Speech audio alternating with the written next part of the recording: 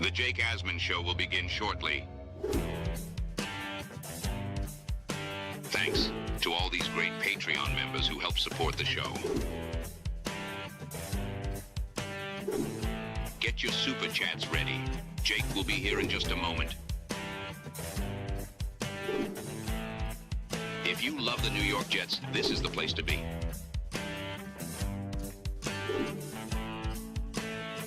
And now, the Jake Asman Show. A Jets reporter asked the question, can the Jets win with a coach who shoots himself in the foot? That Jets reporter is about to join me. It's the Jake Asman Show, live on a Saturday. Let's hit it and get it started. Wish you could have been a Jet, Fernando. Let's see what happens. What's your message to the Jet fans in New York? Jets, Jets. A new chapter for the Jets has started. Aaron Glenn and Darren Muji are tasked with shaping the future of this franchise. Will they be the ones to finally get it right? We will be here for every step of the journey on the Jake Asman Show, breaking down all the storylines, every game, and everything in between. Please subscribe and hit the like button below. Super chats, baby. Cut the line. The Jake Asman Show starts right now. Here we go, Jet fans. Welcome in, everybody. Hit the like button. Make sure, if you haven't already, you are subscribed to my channel. Guess what? We are almost 100 subscribers away from 45,000. We're at 44,894. Help us get to 45K. Appreciate all the Asmaniacs who tune in each and every day. We will have Asmaniac Madness coming up. And I want to remind people, we have our draft party that is coming up in Pittsburgh. We'll be at McFadden's free draft party, just like going to the draft is free. 19 days from now, we're in Pittsburgh to watch the Jets on the clock at pick 2 and 16. And for more on the New York Jets, let's say hello right now to our guy, Nick Faria from JetsXFactor.com. Nick, happy Saturday. How we feeling? Happy Saturday. We're feeling tired, but happy to be on, baby. Very excited. Lot to talk about with you, but let's start with your column because you're drumming up a little controversy over at JetX. The headline here, everyone can see it on the screen. Can the Jets win with a coach who shoots himself in the foot? Jets coach Aaron Glenn is only making his seat warmer by continuously shooting himself in the foot. So break this down for us. What is the premise of this column? I'd imagine it had something to do with the Geno Smith Promised Land comments. So we have to start from the beginning of the offseason, in my opinion, because his end-of-year press conference I thought was very informative. I thought we were starting to really turn the corner on Aaron Glenn, the coach, understanding what was needed of him in the media and out in public. There was no need to be brash. There was no need to be abrasive. Just being honest about the inflection point of the team and where he thinks he needs to go. And that end-of-year press conference, I came away at least a little bit more on the positive side that Glenn could eventually figure it out. And then we talked to him at the Combine. And again, honest answers, pretty simple, solid stuff. But he had the soundbite that everyone talked about. Play calling's my superpower. Did he really need to go there? Did he really need to mention his superpower of all things at the NFL scouting combine of all places months before the start of the 2026 season? Of course not. All it did was make people talk about the Jets in a way that was not really conducive to success. Fast forward now to league meetings about a month later, and the talk from everyone that was there is, hey, Aaron Glenn looks different. He's talking different. It's a lot of positive things you can look at. He seems like a guy who understands the mistakes that he made and is trying to improve on them. I think most Jet fans would sign up for just that baseline of an understanding. But then he had to go out. He had to expand it and say this line. I just feel like he's the guy who's going to lead us to the promised land. What is the promised land for Jets fans? They haven't been to the playoffs in 15 years. They haven't had a winning season in 10. For a coach or player to be talking Super Bowl right now after a 3-win season is just a gross over-exaggeration, and it's essentially just going to the fans saying, we haven't shown anything, we haven't proven anything, but you should still trust us. You should still believe in us. And I think that's just, it's the wrong message to send. And again, I will make the point. He has done a lot of good things this offseason, understanding where he needs to improve. He's acknowledged where he needs to improve. I thought his answer with Justin Fields, where he took ownership for that mistake, I thought it was a good answer. But that's not the question. That's not the comment that's going to be remembered months from now if this team is 1-4, if this team is 2-3, or if this team is, God forbid, 1-7 at the midway point, just like last year. The fact that he had the audacity to say, Geno Smith's the guy that I think can take us to the promised land, tells me that, yes, he's improved in some cases, but in other ways, he's learned nothing from last season. It's just unfortunate because I did think a lot of that presser last week was good. Absolutely. But again, when you're the coach of the Jets and you had the year that he had, and when you say a year ago, you want to move in silence, but then you say what you say about Geno, like, it's tough. And again, this is who he is. Like, I just don't know if he's ever going to learn. Like, this is Aaron Glenn, and either he figures it out on the field and wins games, or he won't. Like, and he'll be gone. I mean, that's the bottom line. Like, I don't think he's capable of like not creating headlines with his mouth. It's frustrating because the passion that he coaches with, you talk about the difference between him and a guy like Todd Bowles and Robert Saleh. The minute they got to New York, you saw a clear change in how they acted with players, a clear change in how they acted on the sidelines. They weren't themselves. Aaron Glenn is himself, and that is something that should be celebrated. He's a guy that's going to be out there. He's going to be outgoing. All those things are great. He's built from a thick-skinned standpoint to coach and be in New York as a player. We've seen that already. But there's just some moments where you have to have the discipline to say, we can't be talking after a 3-win season. We can't be talking when the point differential for our final 5 games was 134. They were outscored a combined 134 points in their final 5 games. We can't be talking about the promised land. We can't be talking about superpowers. It is just, I felt it was the best situation for me to take over play calling on defense. It gets me a little more in tune with what we need to be on the field. And then for Geno Smith, I'm really confident in him. Good veteran. He knows what he has to improve on, and he's going to do that, we believe, with the New York Jets. He said that in the press conference. He talked about Geno Smith and acknowledged where he needs to improve, and he believes that the Jets can get there. There was no reason to go the extra mile with this, and now, like I said, 1-5, 2-5, 2-6, that is all you're going to see in the major newspapers if this team struggles to begin the year. Hit the like button if you're just tuning in. Comments, questions, super chats, they cut the line. We do have Asmaniac Madness on the show today. We are presented by PrizePicks. Again, download the PrizePicks app. Use my promo code HMA. Play $5. Get $50 instantly with our sponsor, PrizePicks. Superpower comment aside, falling asleep at the combine aside, Geno Smith promised land comment aside, what else really stood out, I guess, specifically with the 38-minute session with reporters last week at the meetings? Yeah, there were a couple of big takeaways. First off, Mason Taylor, the fact that he went out of his way to talk about the former second-round pick going into his second year. I thought Taylor showed a lot of positive things last season in his rookie campaign. It was just very difficult to quantify any of the receivers, any quality pass catcher with the incompetency that they had at quarterback. So the way that I look at it, the fact that he's very confident Mason Taylor should make people excited going into next season. The other side of the coin is I thought they kind of teased their draft picks a little bit. Aaron Glenn talking about being a multiple defense, wanting to have the multiple looks, kind of points in the direction of Ohio State edge rusher Arvell Reese. I know there's some added conversations about Sonny Styles. I know that there's going to be players that some people want ahead of Arvell Reese. But from a player that can play off-ball linebacker and defend the run and rush the passer, there's very few in this draft that are quite like Arvell Reese. So it really felt to me that answer was kind of pinpointing that the Jets were going to target that particular player. And then, of course, not really Aaron Glenn, but Darren Muji. The fact they were talking about quarterbacks, and they liked what they saw in Ty Simpson, but they also kind of said, yeah, we want a guy that wants to has a few more starts to his repertoire.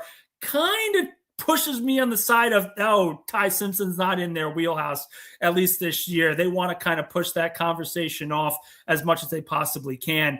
I thought it was an interesting couple of answers from both Muji and Glenn. And I will say, if I were a betting man right now, I would hammer home on Arvel Reese at 2, and then probably pass catcher at 16. Comments, questions, super chats, they cut the line. Make sure you hit the like button if you're just tuning in. Let me announce this as well.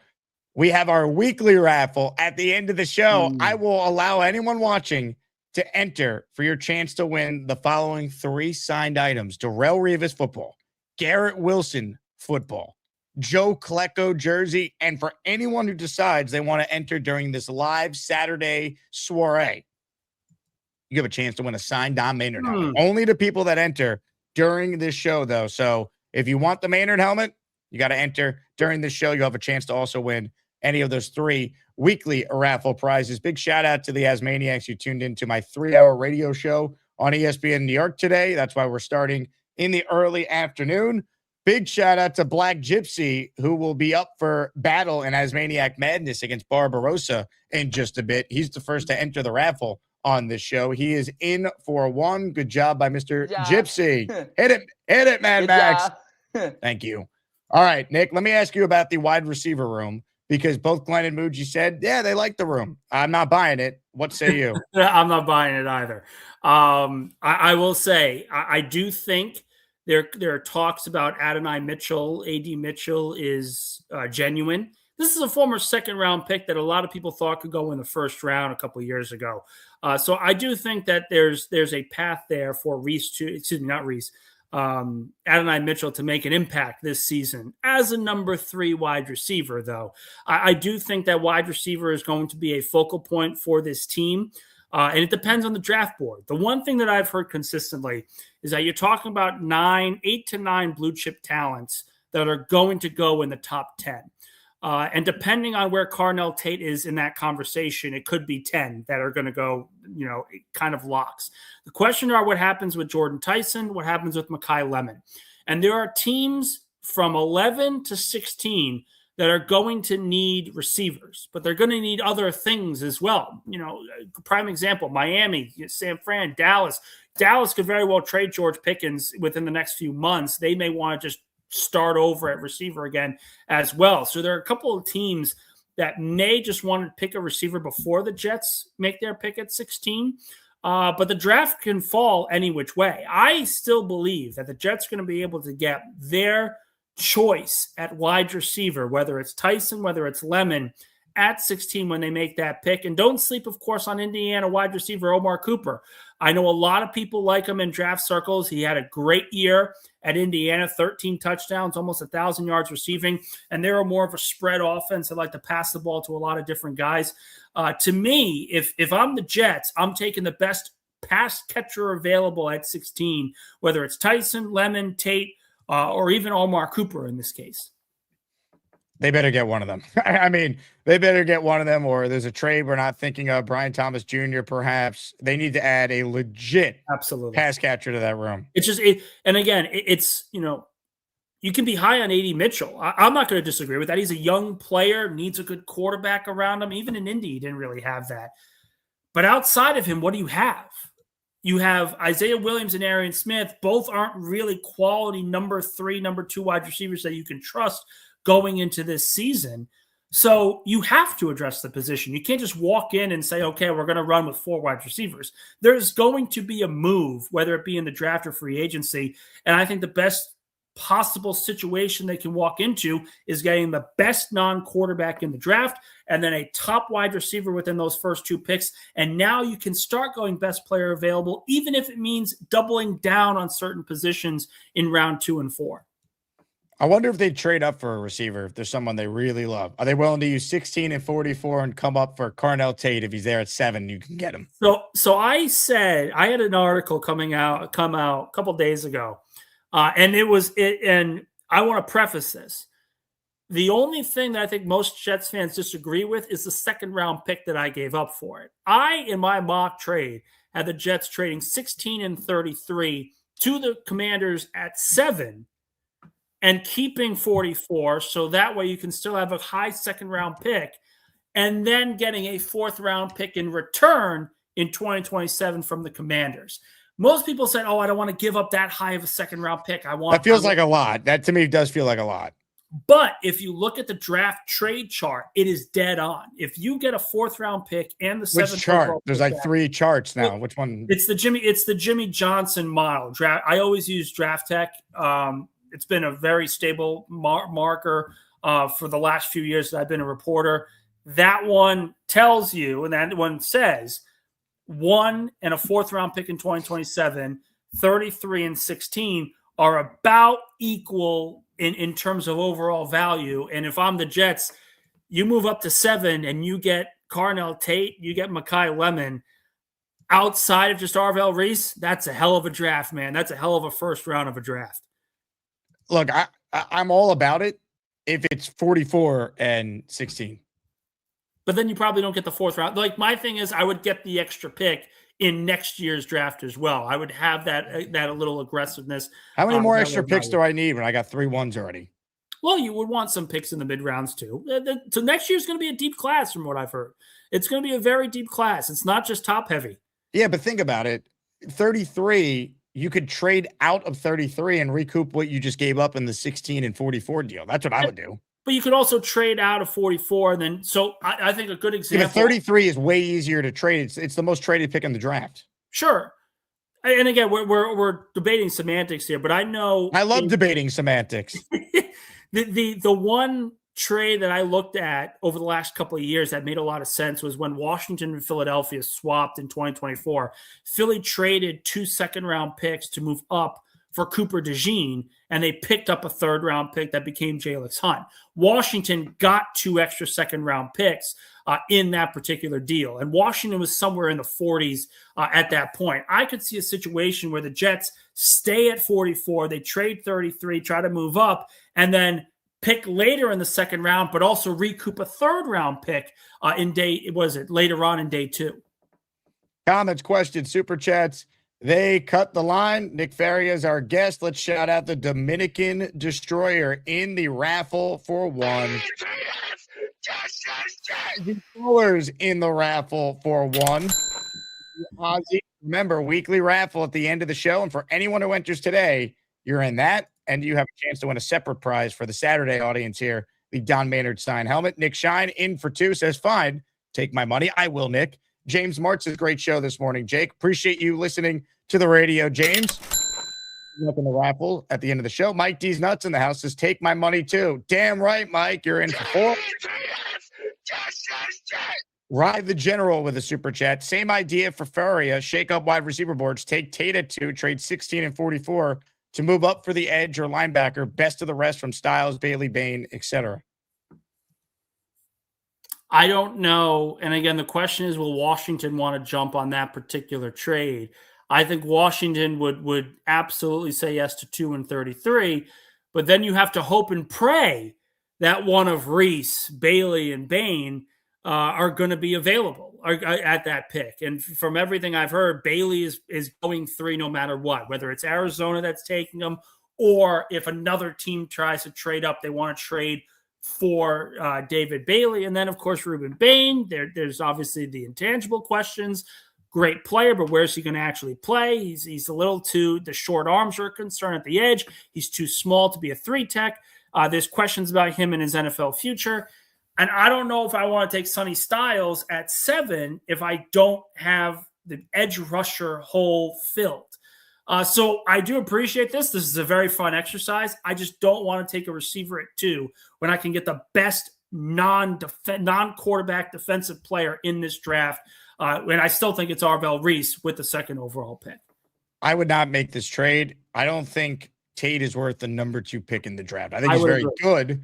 I'd rather take a swing on one of the defensive players. And if I'm going to move up, I'm willing to move up for Tate. But I also think that there's a chance they could just like enough of these receivers where they could stay at 16 and take 1. So I don't think the Jets ultimately make this move, but I definitely would not take Tate at 2 and then try and trade up for a lesser defensive player. I'd rather just get the guy I think is the best defensive player in the draft at 2 and then figure out how I could get a playmaker either at 16 or move up for that guy. Is Carnell Tate Calvin Johnson?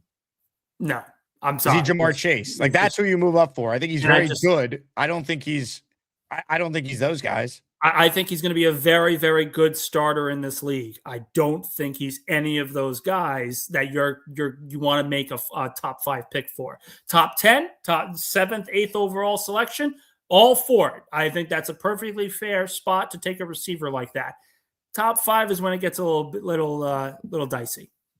Super chat from the Dream, Andrew C. Ruggs gets paroled in August. Does any team pick him up? It would not surprise me if a team does, but I will say I find it highly unlikely because the NFL still has to suspend him too. Like he went to prison. Now the NFL can throw a suspension at him, like they did several times before with a couple of these players. Comments, questions, super chats. They cut the line. Jeremiah Love and the Jets, they got themselves some breakfast together. It was reported by Brian Costello of the New York Post. Your thoughts on Love? Is he in play for the Jets at 2? What do you make of that story? I don't think he's in play. I think they are doing their due diligence on every particular player in the top 10. But with Breece Hall, they want to extend Breece Hall. And if you're going to extend Breece Hall, it makes absolutely no sense to draft a running back in the top 10, and especially at the 2nd overall pick, when you have other needs on the board. You need an edge rusher. You desperately need a receiver. You absolutely are going to have to address the linebacker position, and you probably would have to address the cornerback position as well going into this draft. There are a lot of good players in all of these positions. Are you really going to spend the 2nd overall pick on a running back? You are essentially doing the same thing the Giants did with Saquon back in 2018. The Giants had a plethora of needs, and they chose Saquon to be the pick. And that, quite frankly, was a failure. They had one playoff appearance, one playoff victory, and it took them until the 5th year of Saquon to be able to get to that point. There were a lot of issues in process with taking a running back with the 2nd overall pick. I just don't see it. Hit the like button if you're just tuning in. Nick Faria is with us here. We're talking all things Jets. Peter Castro with a super chat. Cooper is the pick. Is Cooper the pick? Omar Cooper Jr. at 16? I think he'll be in play, certainly. I think he's a good enough receiver to be the 16th overall pick. And quite frankly, he's one of these guys where, he's played a lot in the slot. He's also played out wide at the X.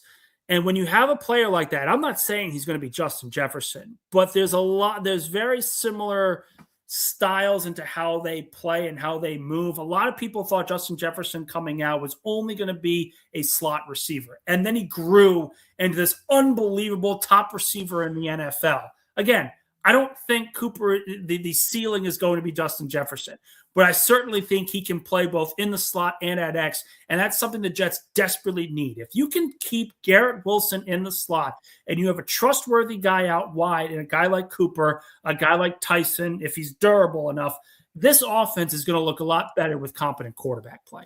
Asmaniac Madness is coming up. Keep that in mind. We got a big one on deck that you need to vote in. It is Barbarossa and it is Black Gypsy for a spot in the Sweet 16 going up against the defending champion, Mr. Bonesy. Before we get to Asmaniac Madness, and we will get to your calls as well, let's talk about our sponsor today, and that sponsor is ZipRecruiter. All right, Asmaniacs, it is officially draft season. Every Jet fan is watching film, and by watching film, I mean 12 minutes of YouTube highlights, and suddenly you're pounding the table. This is the guy at 16. We've all been there, but here's the truth. Building a great team isn't about hype. It's about finding the right fit.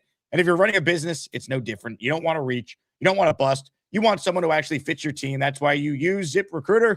ZipRecruiter does the scouting for you. Their smart matching technology finds top candidates that check all your boxes, and you can even add screening questions so you're only talking to real difference makers. It's basically like hitting on all your draft picks, which as Jet fans we know is easier said than done. Score the best for your team with ZipRecruiter. 4 out of 5 employers who post on ZipRecruiter get a quality candidate within the first day. Try it for free at ZipRecruiter.com/audio. That's ZipRecruiter.com/audio. Meet your match on ZipRecruiter. Let's set the stage now for Asmaniac Madness. It's a good one today. I'm excited about this. Black Gypsy, the 2 seed inside the extraordinary region. Barbarossa, the 7 seed in the region. These two guys, both passionate Jet fans who have been longtime listeners of the program. Take a look at the full bracket. By the way, Sweet 16 schedule. I'll talk more about this a little bit later, but we will have a schedule breakdown for those of you who are curious when the matchups will be. I'll get to that later on, but take a look at all the matchups here. Nick Faria, Kyle Clifton and Peter Castro, Lane and Chef Kev, Leany and Papa Jet, AJF and the big fella, Gary 3D Boxing versus Dave Briga, Mr. Bonesy versus, let's find out right now. Voting for Asmaniac Madness is underway.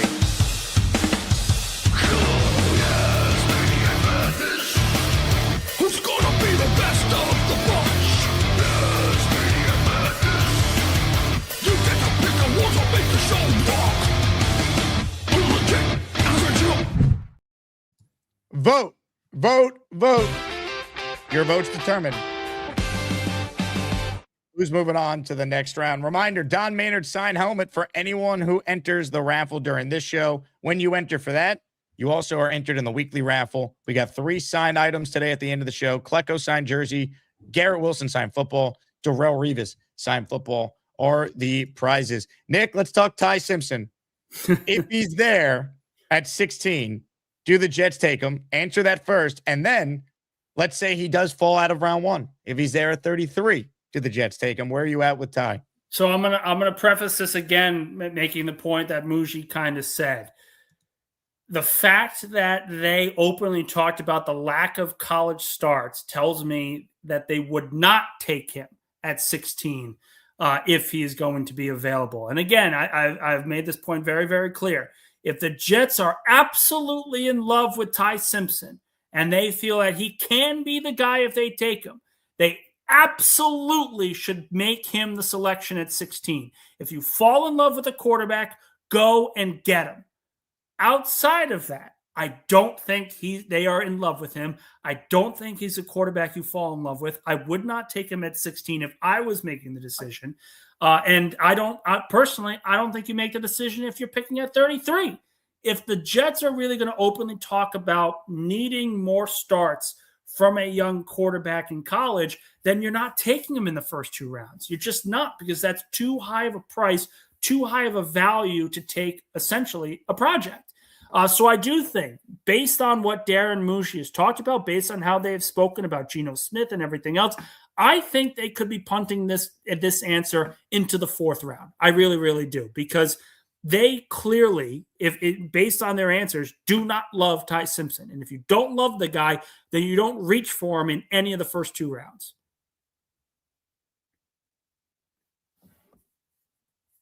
You need to have a full-on plan that this is your guy. You love him. You have a plan to see his development in place. Everyone's aligned if you take him at 16. 33, well, you don't want to burn the pick. If you like him but don't love him, you could justify it because it's quarterback and you're trying to take a swing on a guy with some traits that you think could translate well. But again, I don't think they're going to do it at 16. I don't want them to trade back into the first round and give up anything of significance. I think this is simply, hey, if you like him but don't love him, don't take him in round 1. And if you like him, you got to compare how much you like him at 33 compared to whatever options are there, including maybe moving back and getting even more draft capital. You don't have to do that at 44 either. Like, let's be honest. If he were to fall to 44, I still would say maybe kind of punt this off into 2027. Wait until the 4th round to get a guy that you would potentially want that's a better fit for what you're looking for overall. Just the conversations and the answers that Darren Muji gave, they don't seem like a team that is desperate to draft a quarterback this year, that is saying, we are all in on taking the signal caller. I think they realize and they recognize, and everyone agrees, this is a 2027 question. And this is not about what quarterback they're going to take now. It's what prospect they're going to allow to sit behind Geno Smith over the next 16, 17 games. Rick with a super chat. He's in the raffle for 2. Thank you, Rick. I agree with Nick. Also, I'd like to take Cole Payton Lowe. Do you guys like him? Worth a late pick. Could become a great backup if he's not our savior. I like the traits. They took him on day 3. No issue with that whatsoever. Yeah. Again, when you get to day 3, now it's about finding guy with intangibles. Maybe he's got a good arm. Maybe he's got a good pocket presence. You're looking for something to say, okay, we want him to be our developmental guy and then we'll see what happens. If it doesn't work out, it doesn't work out. You waste a 4th, a 5th round pick. You can survive off of failing a 4th and 5th round pick. You cannot fail in the first 2 rounds, especially if you're taking a quarterback in those first 2 rounds. If you fail in either of those 2 spots, you hurt the team for years to come. That's why I say if the Jets are not fully in love with Ty Simpson, it's not just passing on him in the first round, it's passing on him in the second round as well. Rasta Dread in the raffle for 5. He wants a chance to win one of our 4 items we're raffling away on the show today. Let's go. Jets, Jets. Hey, if you hear your name called, you thank Rasta Dread for making you a channel member. He's the first to give us a 5 spot during the show. Drewski, Wayne, Sherbet, Mr. Magoo, Rob Sturbisk, Mark Colbert, and Kieran 1, all receiving a channel membership. They wrote me off. I ain't right back, though. Yeah. Comments, questions, your super chats will cut the line. Let's get to your calls now, shall we? Asmaniac Madness is underway, which means first up today is a man that we call Black Gypsy. I'm Black Gypsy. Gonna set all you delusional Jets fans straight. Your takes make me wanna punch you in the face or kick you in the crotch. When this team sucks, they suck. I'm Black Gypsy. I'm Black Gypsy. I'm Black Gypsy. I'm Black Gypsy. Good morning, Asmaniac. Morning, Black Faria. Gypsy. More. Good morning, Mr. Asman. How are you guys doing It's today? afternoon now, but yes, good morning / afternoon. It's a beast morning or a Charles morning, you know what I mean? Well said. So, as to Simpson is a no. Like Cole Payton, Allard, Nussmeier, Taylor Green, those guys in the later half is who we should pick up. We don't need Ty Simpson right now. Like having him on the team is just a waste of a person on the team. But if we get him and he's semi-good, then next year we go into should we get another quarterback? I wouldn't do that. I would just get a bum quarterback, let Geno be the starter, and see what we do. This year is I just redemption. feel like he's the guy that's going to lead us to the promised land. We don't need a quarterback. We got our guy. We got our guy, bro. Promised land Geno. So let's hope redemption Geno gets us to wherever the promised land is, because it's not the playoffs. Promised land for us is 8 wins, 7 wins. Oh, Like, man. If they get to 8 wins, with Geno, it's Super Bowl. We get to 8 wins. Everybody's saying Super Bowl for the next year. Geno's the greatest. Like, M. Vallette is going to lose his shit if Geno throws anything past 20 touchdowns. He's been saying it in the chat every day. 40 touchdowns, 3,000 yards, 4,000 yards. I really wish and hope that's going to happen. But I very much doubt that's going to happen. Like, he hasn't looked good in quite some time. So, all right. And as for the draft, I really don't care who we get at this point. I'm draft out. Like, if I see another mock draft, I'm going to slap somebody. Like, I just can't take it anymore. I've seen it. You have to wait for mine. It comes the day before the draft. Oh my God. The day before the draft, I don't mind because it's like the pre-prep, but the weeks leading up, man, there's so many mock drafts. That's why I only do one. I promise everyone I would only do one mock draft. I do one for the Jets and then one as a first round in totality. All right, so Jake, I'm here for the beef and I'm here for the smoke. I'm here for the beef and the smoke. Gary versus Amanda. That was some bullshit. So before I even start that, rest in peace, Tommy. We miss you. We love you. And you know what I mean? Asmaniac for life. Shiner for life. So You now want to talk about your battle with Black Gypsy first? with Barbarossa? Yeah. Your battle against Barbarossa. Barbarossa's like the nicest guy. Like whatever Barbarossa does and however it ends up. Like I like Barbarossa. Barbarossa's cool as hell. You could lose. It's 57-43. This is close. If I lose, I lose. It is what it is. You know what I mean? Like I would like to face off against Gary so we can equal out the standards. But I was doing it yesterday, so everyone's making fun of me in the chat, saying that because I only voted once. So I was running on an honor system that one vote is all we got. It never even came to my mind that we are gonna, as one person, start 5 accounts and then vote 5 times. When the vote was 50-50. So I got on last night and I gave Shine shit. I was like, Shine, you're a part of this debacle. So is Jake. So is Dylan. All 3 of y'all to blame because if he comes on the show, and Jake, you showed evidence. He came on the show, and you played evidence of him accepting other people's bribes and cheats and being like, good job. You cheated. I don't care what you... Those who missed it, let's reset here. This Yeah, was sent to me by an anonymous listener. This is alleged voting fraud that Black Gypsy is disgusted by. One, Gary. I created like 3 accounts today. I already had 4, so I was like 7. Yo, and it almost wasn't enough. So I'm glad. Every vote, man. Every vote. I needed every vote. I appreciate y'all. Really. Now let me ask you this.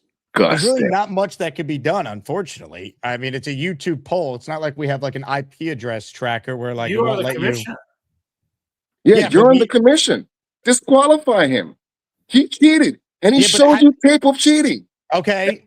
The issue with that is, how do we know that Amanda didn't have other people that hate Gary so much they made accounts to support her? We don't know. There's no rules for because this. she didn't post or show any video, or anyone showing any video with her being incriminated doing something illegal. Gary was on a video. Could just be like, I made multiple accounts and voted for Gary's opponent. Like, there's no way to legislate that. Come on. Like, where's the honor code system at? Someone just showed you that they cheated, and we're like, no, we have no proof of that person cheated. Let's just let it slide. You know what this argument sounds like? It sounds a little bit like Spygate. Someone got caught, but everyone else is doing it. And so I don't mind if everyone else is doing it, right? Like, if you're all doing it, cool, but don't show me evidence of it. Like, let me be dumb. Man, that's the MO of the NFL. Yeah, let me be dumb. Let me be dumb and watch the NBA game or the NFL game and not think about cheating. Because that is literally what the NFL said when they punished the for real. Spygate.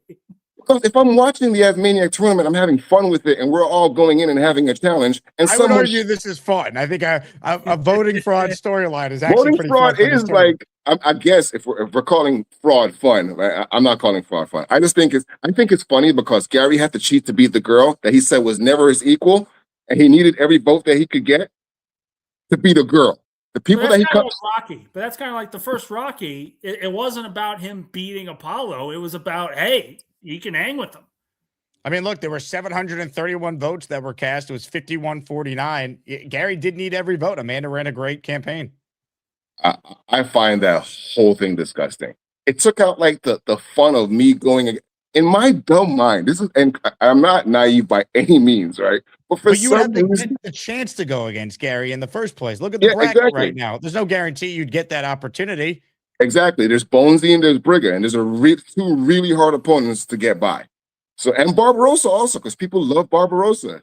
So, like, I was naive in thinking that we only voted one time. I think this has to go to the committee next year. They have to go and say, you can only vote one time. That's got to be written in the constitution of the of Asmaniac Madness.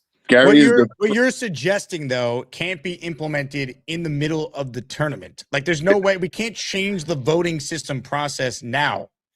We're not changing it.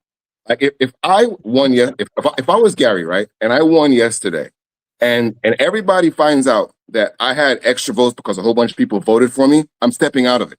I'm backing down because you want Gary to step down. I want to battle Gary, but the right thing to do is for him to step down. He shouldn't be in the tournament. From the tournament. He shouldn't be in the tournament. And the thing that annoys me is that Gary comes on here and preaches and says religious shit and what's right and what's wrong and how you should be a man. And then you're accepting cheating. You're accepting being a cheater and saying, I need every vote I can get. Like, it's just scumbaggy all the way through. And it took something that was fun and pure to being something that was just like, come on, man. Like, we're cheating in Asmaniac Madness. So, like, just me being the douche that I am, no wonder the IRS is on you. You cheated on your taxes, and now you're cheating in the Asmaniac tournament. It shows you, when someone shows you who they are, don't question it. AG has showed us that he's an idiot for quite some time, and he keeps on doing it. So we can't question it whether he's an idiot or not. We're just hoping he's an idiot that can get better. But is he a good coach? No. Gary's entertaining. He's not a good person. I have one thing to say to you. Gang. Get ready to rumble. Ladies and gentlemen, sports fans of all ages, welcome to the event of the year, the moment you've all been waiting for. This is the Asmaniac Rumble. Just to let you know, I voted for you twice, so you should be disqualified. I voted for you twice. From both my guys, I voted for you. I should. Gary, I'll step down. I'll step down because you cheated for me to win. Step all down. right? I'll step down. I voted you for you are a twice. scumbag. You are a scumbag. And from now on, I am labeling you what you are. What you've showed us is what I'm labeling you as. Don't give me excuses. What you've showed me is what I'm making my intuition on. I'm not changing anything about whatever else you said. You showed me and you accepted the fact that you cheated and said thank you to the people that cheated for you. All right. Yeah, I will. Let me know when you're done crying. I'm done. Go ahead. Okay. Give me your bullshit. Let's hear it. Okay. I voted for Black Gypsy twice. He cheated because I voted for him twice. He cheated because I voted for him twice. So he should step down. I'm not going to name call him. I'm not a little girl like you just told me now that you cheated, and I said I would step down. I let you go for as long as you want. All right, step down. Quit right now. I'll quit. I have no problem quitting. Do it right now. I have no problem quitting. I have no problem quitting. Like, hey, look, for anyone that look, Gary, I'll call your bluff. For anyone that voted for me more than one time, put in the chat that you voted for me more than one time, and I will quit. I will drop out of the tournament. I voted for you twice. All right, Go quit. All right, I'm done. I'll quit. It's not a problem to me. It just shows who you are. You're a cheater and a scumbag, bro. You took something that was fun and playful and cheated. Why would you cheat, bro? Why couldn't you win on your own volition? Why could you not win on your own volition? Why did you have to cheat? You were so scared of Amanda, a girl that you talk shit about that's lesser than you for some reason in your mind. You had to cheat to beat her. Why cheat to beat a girl that you said you were so much better than? Let me know when you're done. I'm done. Go ahead. All right, now stop talking, and I'm going to respond. I never said I was better than her. She talked shit about me. I never said a bad word about her. I never said a bad word about any of the people I went against because I don't run negative campaigns. So you lied about that, right? So you're just a liar in general. I never said I was better. I'm a liar. The cheater is calling me a liar because I'm telling him truth. Okay. Black Gypsy, sit on your hands, mute yourself if you have to. I let you go, okay? Stop acting like a female. I let you go as long as you needed to. You called me all types of names, spread all types of lies about me. A female that you have to cheat to beat. Stop. Look at this. Look at this. Stop talking. Sit on your hands and mute yourself, just like I did for you, okay? Have some respect. Be a decent human being. Act like a grown man. Don't act like a female, okay? You're very effeminate. I'm very effeminate. Gary, so my very effeminate is I cannot wait to see you in person, bro. I cannot wait to see you in person, dog. Cannot wait to rock you, dog.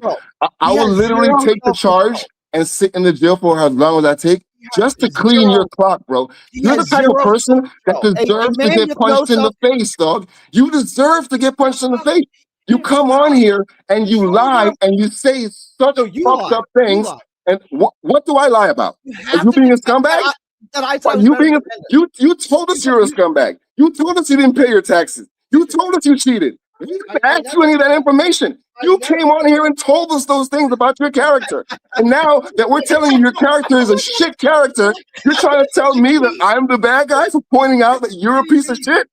Like, yo, bro, you were mad that your accountant couldn't cheat well enough for you to get away with not reporting what you made in your year, bro. You were like, should I get a new accountant and get a guy accountant because a guy accountant is gonna be better. But yes, still you cheated. You cheated to beat a girl, bro. You're such a loser, dog. That's like the bottom of the barrel. Like, who cheats in the Asmaniac tournament? Why? Why would you cheat? And then he gets on and he's like, oh, this is the greatest thing ever. Thank you, guys. Thank you for cheating. Yay, cheaters. So cheaters. Horrible. Horrible, Gary. You're horrible, dog. And I get it now. I thought of you at one point as like a person that had morals. Look at that. Look at him. You don't have any morals. You don't have any morals. Gary, you use religion to back up bullshit statements. You come on here and just lie, and then you cheat. I can't respect you, bro. This is like the funniest thing ever. I can't respect you, dog. I can't respect you, bro. Like, you get no respect from me, dog. You call other men feminine. He has zero self-control. This is like the biggest crybaby woman I'd ever seen. He can't stop. I guess I'm a crybaby. I'll be a crybaby. When someone cheats and does something fucked up, I'm gonna speak out about it. Because Gary, you cheated for me, bro. You cheated for me, and had you told me that you cheated for me the next day, I would have quit. I would have quit. Cheated. I voted for you twice. You cheated. All right, so take me out of the tournament. I have no problem with that. That's fine. I have no problem with that. Take me out of the tournament. Resigns. Black Gypsy says he resigns. If he doesn't resign, he's lying. You'll be happy because you know I'm going to smoke you. Rico will smoke you, Bonesy will smoke you, and I will smoke you. You know this. You know this. You know what I mean? You do care. You do care. You made everyone cheat for you, dog, and then accepted it after. So you obviously care. It really mattered to you to beat Amanda. It mattered so much to you to beat Amanda that you got on the show after and said, thank you for all the votes, for all the people that cheated for me. You're a scumbag. That's what appreciative people do. That's what humble people do. They thank others. I know that's like something you thank others for cheating for them. Finish the statement. Thank others for cheating for them. Finish the whole statement. Don't change it. Thank others for cheating for me. And because of what I did this season in Asmaniac Madness, now next year we have to make new rules because Gary is a scumbag. Because Gary is a scumbag, we have to make new rules next year. This is like an irate 2-year-old in the toy section of the store crying because mommy won't buy him a toy. Give me more metaphors. Give me more metaphors about who I am. You know what I mean? I've told you who you are. You're making metaphors of who I am. You are a scumbag. There's no questioning about what you are. As an Asmaniac, you're entertaining, but you're an entertaining scumbag. Okay, my feelings are hurt now. These be facts. These be facts. You won, Gary. I created like 3 accounts today. I already had 4, so I was like 7.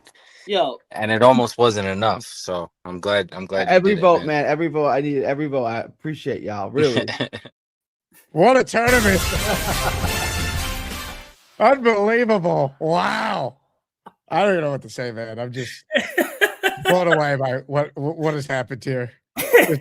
It was a true boxing match. It was back and forth, and you know, at the end of the day, they both resigned.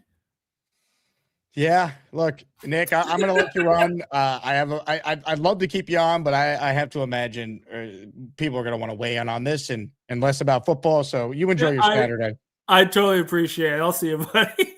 Ladies and gentlemen, Nick Faria with us there. Raffle at the end of the show for the Maynard helmet for anyone who enters. Plus, we also will raffle away the weekly prizes. We'll give you a chance to enter this show. This is the last one. Ravis football, Wilson football, Klecko jersey. I'll try and send it out today if the winners get in touch with me right away. I'll do my best on that. If not, we'll get it sent to you in a couple days.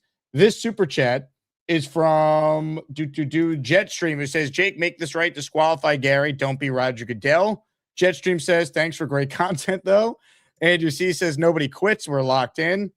Joe the Jet wants to know how much to disqualify Gary. Look, you can't pay someone to knock them out of the tournament. I am surprised that no one sent Gary or even Black Gypsy to the hole during that.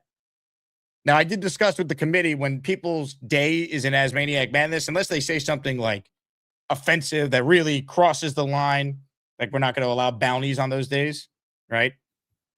But I'm surprised no one got sent to the hole there. Nick Shine super chatted, put this towards bail money for both, but no one sent anyone to the hole. Andrew C says, to be fair, Gary pays taxes. He just doesn't like to. Andrew C says, no resignation. Andrew C spending big money. Jake poured gasoline on this. I didn't do anything.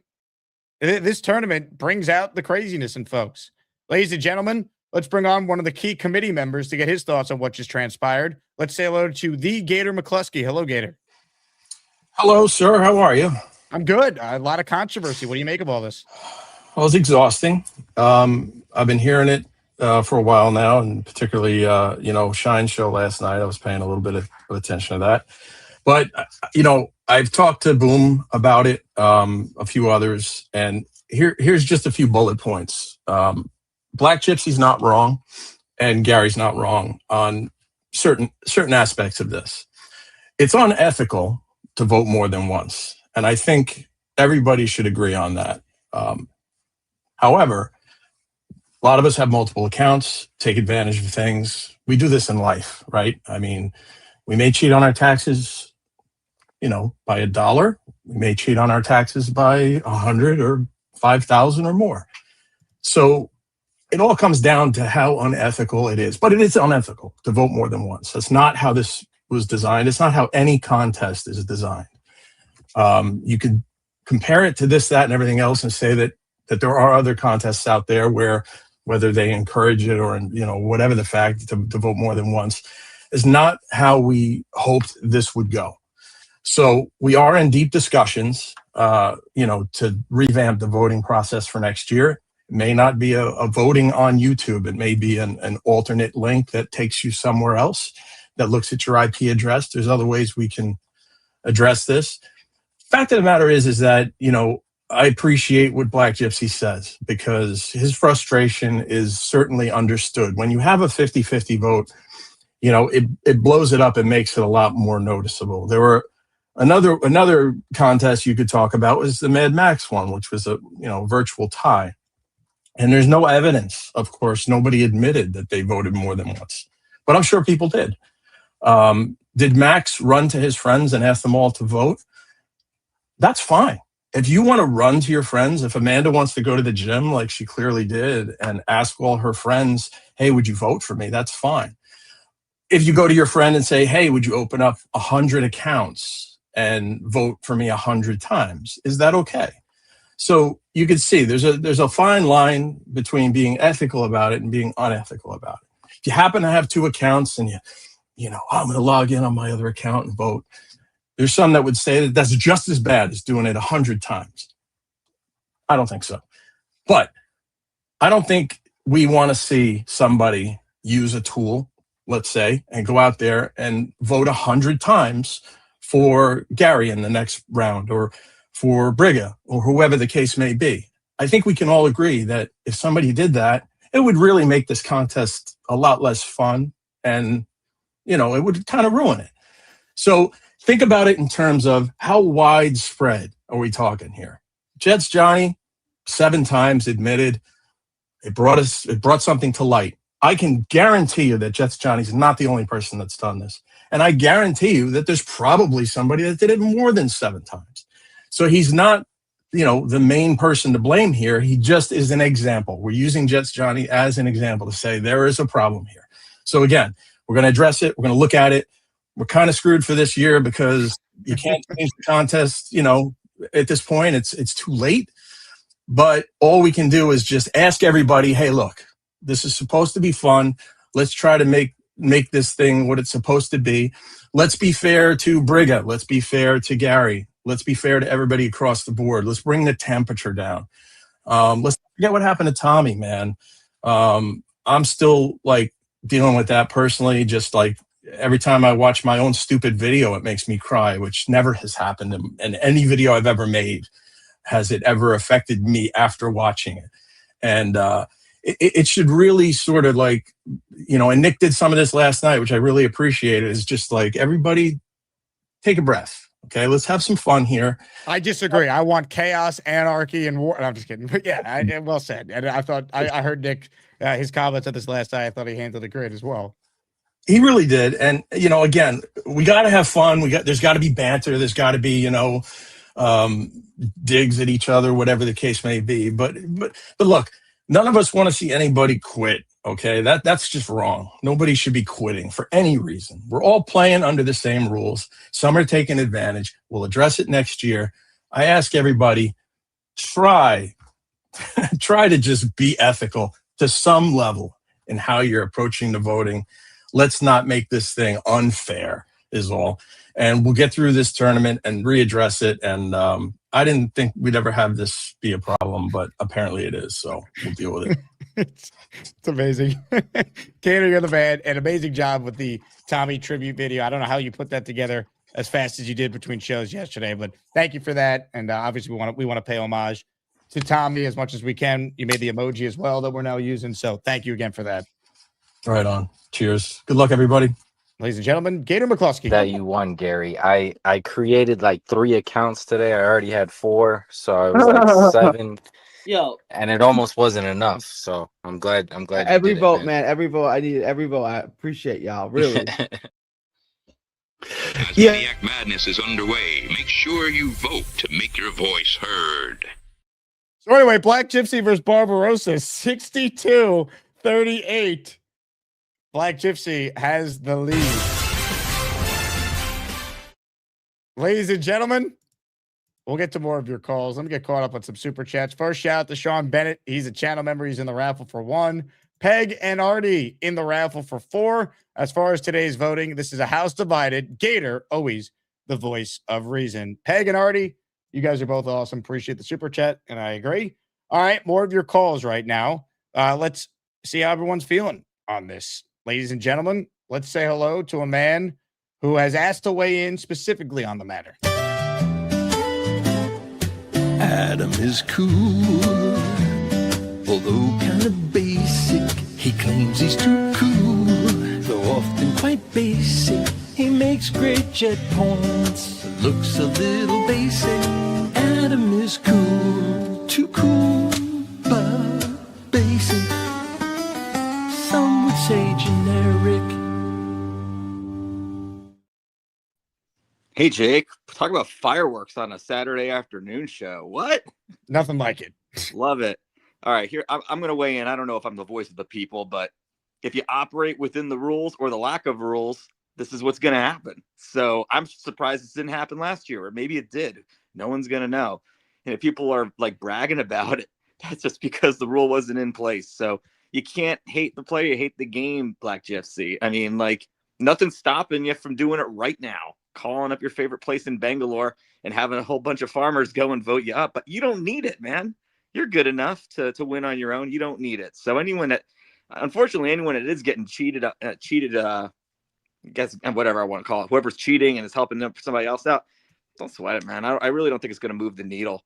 It's just crazy that this is such a competitive tournament that people want to go to all sorts of creative lengths. So, anyway, I think in the end, it'd be good to elaborate on the rules. I think that's cool. And yeah, if there's a way to authenticate, that'd be better. But nothing's going to stop ballot harvesting when it's all said and done. So you just got to go with it. And anyway, it's just a contest, right? Like, why are we getting all worked up over it? There's no crown, I don't think. Oh, there's a trophy. There's a trophy, Adam. Yeah. It matters. Okay, cool. I mean, I guess it matters to some people. I shouldn't belittle it. But yeah, how dare you? Is Black Gypsy still on? I had a question about him because we're going to go play Survivor. And as a jury member who got voted out, I wanted to ask Black Gypsy a question if he's on there. Brother, it's all good. I think that your takes are amazing. I think your personality's tight. I was going in today thinking, is Black Gypsy really a maniac? And then I saw the maniac side of him today. So hat tip to you, man. That was friggin' awesome. So all I have to say, right, and I love what Gator says, because Gator just speaks facts. Mm-hmm. Like, you took the fun out of it. That's all I'm irritated at. I don't really care about the tournament that much, who wins. The fun and the joy of just playing in it, like kids just going outside to play on the street, car, you move out of the street. I mean, like, we're having fun. And then here comes Gary, just being Gary and cheating. You know, like, and it was fine if we didn't know. If you can cheat and I don't know about it, more power to you. If you're not winning or you're not playing, if you're not cheating, I get it. But the fact that it was brought to light and then seeing his reaction and it's brought to light, it's like, come on. And it being Amanda, you talk so much shit about girls, and then you have to cheat to beat a girl. It just says everything you need to say about it. Like, I love the tournament. I love how it's going. Like, I love the drama from it. Like, it's pure gold. Like, I have people that aren't Jets fans, that are Dolphins fans, that are watching your show and saying this is the greatest thing we've ever seen on YouTube. Hey, real quick, let me address the Dolphins fans. You guys have not won a playoff game since Oh my Bill God. Clinton was in office. Asmaniac Madness is underway. Make sure you vote to make your voice heard. All right, good stuff, Adam and Black Gypsy. You guys could discuss amongst yourselves. Let me get to more of your calls here. I got some super chats to get caught up on. J-Boy in the raffle for 1. Welcome to something in the raffle for 1. Frank P says, put these in for Black Gypsy, winner of the Rumble. Frank P in for 4, giving it to Black Gypsy. Mike D. Snut says, I voted for myself multiple times last year, too. Jersey Jet, high IQ, low character. Is that about Gary or Black Gypsy? I'm not sure. More of your calls right now. Let's get the opinion of the one, the only, Kyle Clifton.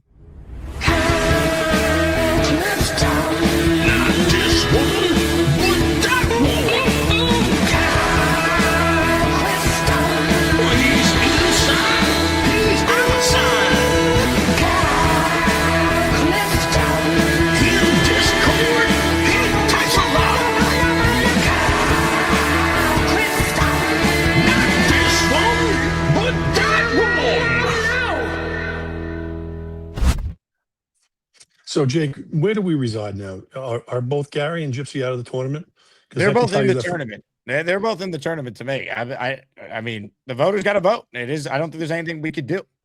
From my standpoint, from a path of least resistance standpoint, that would be horrible. I can see why you'd want to vote, God. So, I think that Gator is spot on. The one thing I think that is not unethical is if you're contacting your friends and letting them know about the Jake Asman show, letting them know that maybe you're in the contest, urging them to vote if the spirit moves them for you. That's kind of a different thing, right? Because it's driving traffic to the show. And you know, I get the argument that this is like an internet contest, like the Rock and Roll Hall of Fame, where you're urged to vote every day, or the All-Star Game. It's unenforceable as of right now, and you can't really change the rules within. But what Gator said is true. It's not really the spirit of the thing. I can tell you, I am also here for the smoke. I'm feeling a little disrespected because Gypsy's on here saying that he's going to take Gary down and that Fonzie's going to take him down.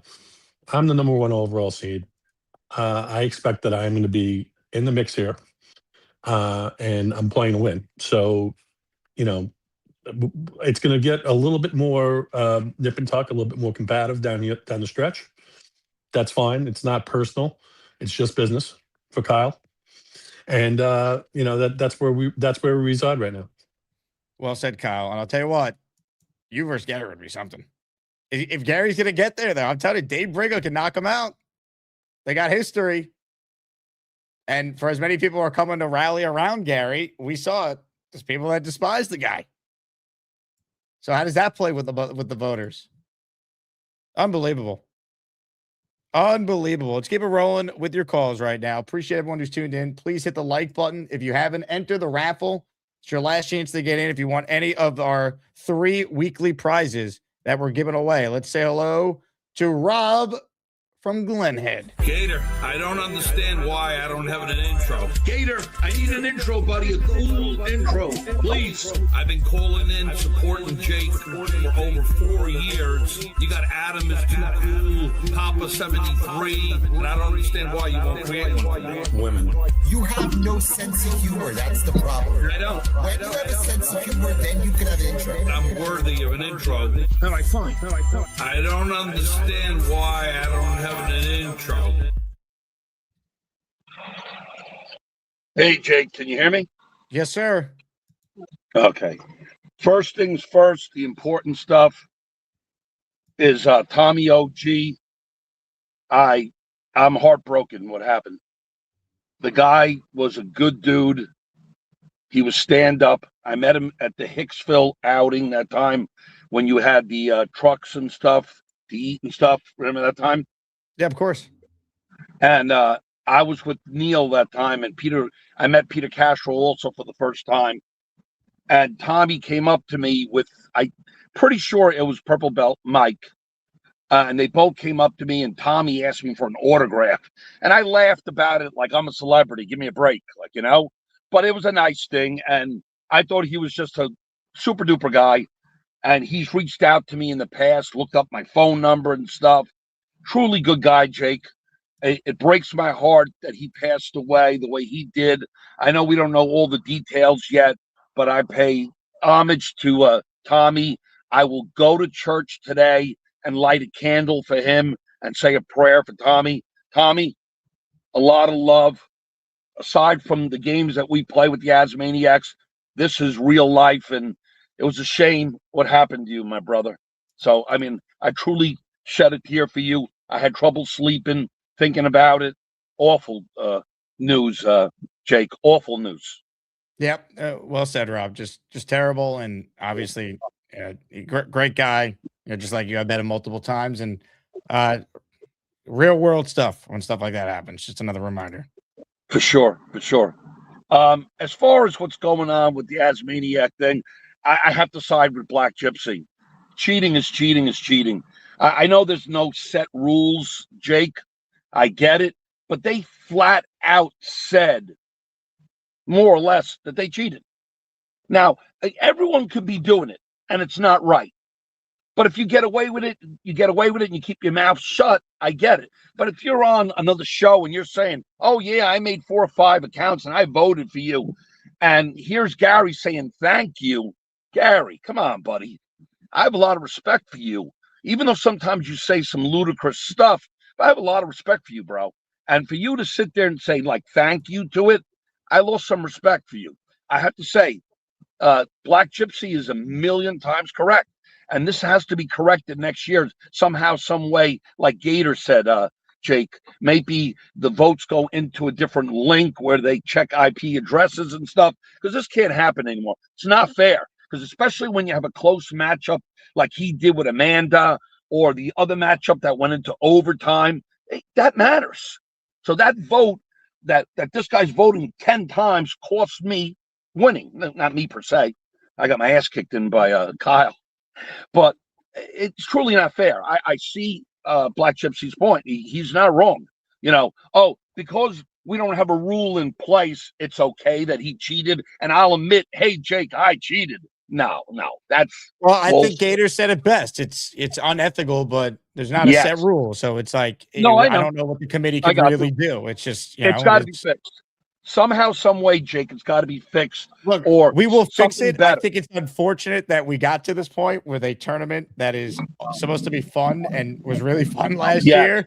But I mean, we will obviously come up with a better process where it won't let you vote more than once. It's just the fun of the voting is that people could see it in real time as they watch the show on YouTube. To now have to probably go to a different website removed from the show altogether. Well, that's unfortunate. It's unfortunate, but it is what it is. I also promised Peter Castro that I would call, and I'm supporting Peter Castro. He's my guy right now that I'm going live or die with. And I'm with Peter Castro. I want Ty Simpson in the worst way. I don't buy into the waiting the extra year and having Geno Smith taking us to the promised land. Give me a fucking break on that. So, yeah, I do want Ty Simpson. I'm a believer. I believe in what Joe Blewett said. I believe in what Sabo said in the beginning of the year. Orlowski, Mel Kiper. I think those guys are all reputable people, and they seem to believe in Ty Simpson, and so do I. I want him selected. If it's later, better. I'm with you there, Jake. I'm not saying he has to be selected second overall. It's not what I'm saying. But I will also be kind of firm on I don't want Reese. I want Bailey. I don't want Reese. I know he has an upswing. He has all this talent, but we need now. We don't need 2 years from now. He could be a good pass rusher. We need a plug and play right now, and we need the Jet games to be significant now, not when he turns 21 or 22 and he gets the hang of pass rushing. So I don't agree with that. I want Bailey. If they can get Tate somehow, Jake, as a wide receiver, that would be phenomenal. That's very important. And then Ty Simpson, I think those are my 3 guys. That's what I'm living with. That's what I'm sticking with. Everyone has a different opinion, and that's cool. And again, love you, Tommy. We miss you, bro. We miss you. Thanks, Jake. Gator, where is my intro? I need a cool intro. I've been calling in, supporting Jake for over 4 years. You did intros for Papa Jet, and Adam is too cool. I'm worthy of an intro, Gator. I don't understand why I don't have an intro. You suck, Gator. You really suck. More of your calls right now. I will let Gary address what Rob just said because he messaged me in the private chat. Go ahead, Gary. Make it quick, though. I got so many other callers. Yeah. It's the whole thing is utterly ridiculous, right? Like our matchup had like 750 votes, and Bonesies at the same time slot the next day on a Friday had 380. Clearly, everyone voted multiple times. Boomtown said he votes multiple times on every contest. He goes and votes one time for each person, which already means you're allowed to go in to multiple accounts and vote as many times as you want. That's part of the rules, right? All that means is that there are more people who support me than support Amanda. And that was absolutely like, we need to say a little prayer for Black Gypsy. That was absolutely unhinged. He's threatening to beat me up, and he's more than welcome to try over a Asmaniac contest. You're more than welcome to try, pal. Hold on one second. Charles Gorman is shirtless on hold, and I'm not missing an opportunity to see a man's man body. Sorry, everyone. Hi, Gary. Hi, everyone. First We'll things check back in with first. you, Gary. Hold on. This is more important. Go ahead, Charles. God. Wow, Jake, this was really unexpected. Well, when I saw some man boobs flubbering offline there, you left me with no choice. I appreciate that. No, you didn't. No, I've been up for a while, Barbarossa, so we're all good. Personally, I don't want Ty Simpson. Personally, I know a lot of Jet fans want Ty Simpson. I don't. I'm not really too impressed with this quarterback class. Can we save the Ty Simpson debate for later? What do you make of this voter fraud situation? It happens all the time, Jake, even in political elections. What are you talking about? Honestly, I don't care. Yeah, Bob Gary says that, Boomtown votes multiple times on multiple accounts. It is what it is, Jake. Where did Boomtown say that, by the way? I don't know, but continue, Charles. But, those voter fraud, look, it happens all the time. It's been going on for years. Not just here on Asmaniac. Do you think Asmaniac should have to show 2 forms of ID before voting for next year's Asmaniac Madness tournament? Oh, yeah. Good job, Jake. Maybe not. I don't know. All depends on the committee. Okay. I was actually going to get ready to take a shower, but I did not expect you to put me on with my shirt off. Well, maybe don't keep your shirt off and sit on hold. Well, I'm trying. Just got a new laptop today, and apparently StreamYard's now, when I try to get on your show via StreamYard, it's not working. Well, you look handsome, Charles. You have a great shower, all right? I will, thank you. And Black Gypsy, I feel your pain, buddy. I understand your frustration. But don't go to the extreme, okay? Don't throw your life away over something silly. Peace out. You'll never get my chicken soup recipe. I'm not saying that Glowski takes steroids. Please, some of it. Hey, Charles! Who is that lovely lady? Send it this way, Charles! That's why he's a 1 seed, folks. Ref Fan for Life says, fish with mouths closed never get caught. Nick Scheid says, Charles outgrew his wife beaters. Andrew C. Chuck with bedhead. More of your calls right now. A lot of you want in, but Barbarossa is competing right now against Black Gypsy in the tournament, and he's able to call in for the first time. Mr. Barbarossa, the floor is yours. Hey, guys, what's going on? Good afternoon, Asmaniacs. I just wanted to say I appreciate all the voters, no matter how many times you voted. I appreciate the competitors. Black Gypsy's a great caller and a great competitor. He's just a great dude. A few people have asked me to give my 2 cents on the issue, so I will. First thing, you got to respect the hustle of each of the competitors, regardless of who planned what. Like, you got to respect the hustle of trying to go out there and get votes. The fact that Gary doesn't have to really do anything and he can kind of just sit in his emperor throne and let the stormtroopers do everything for him. Like, that's because he's a good caller.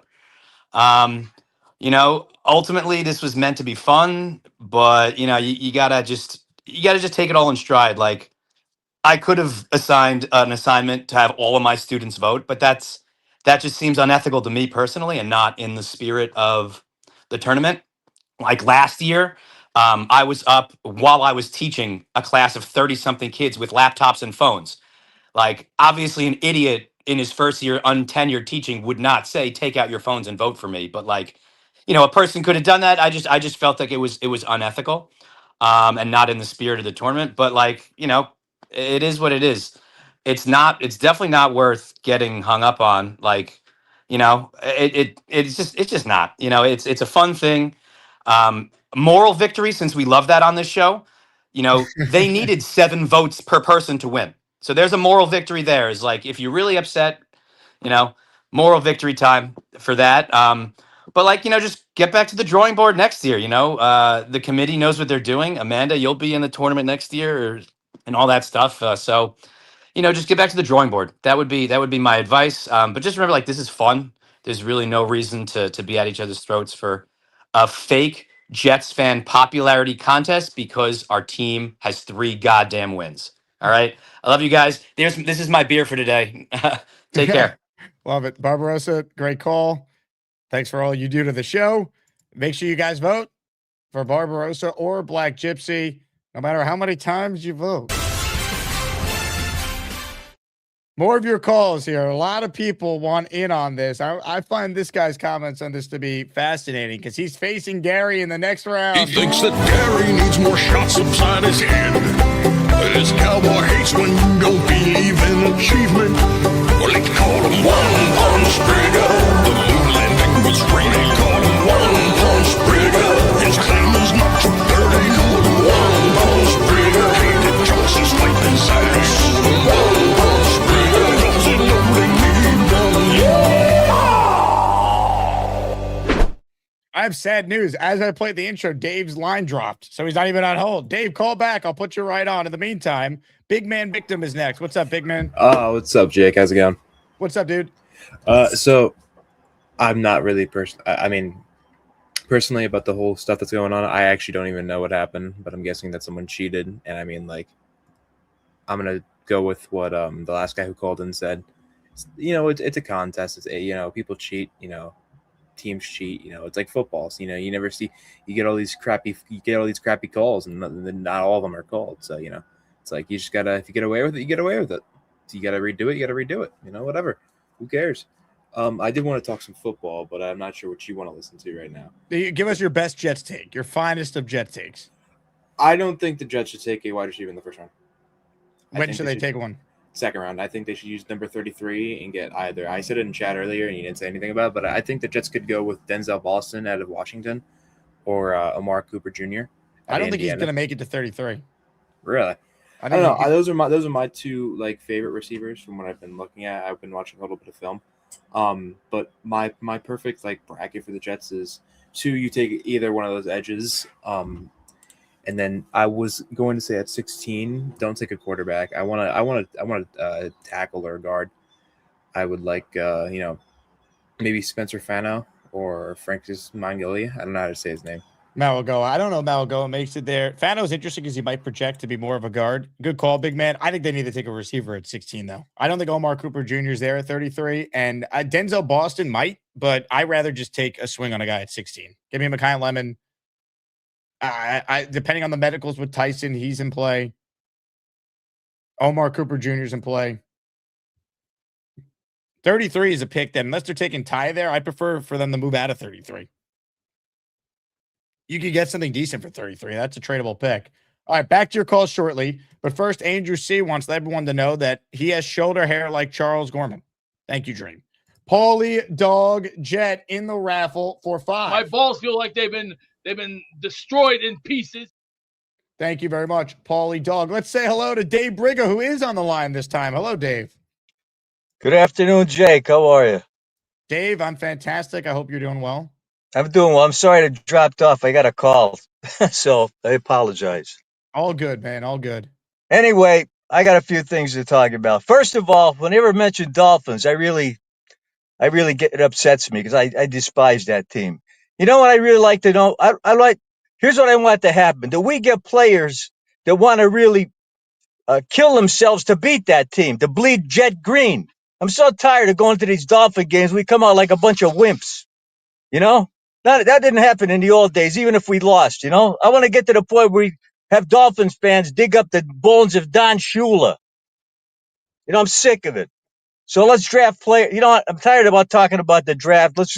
hopefully they do the right thing. But there's so much, sway of opinions and everything.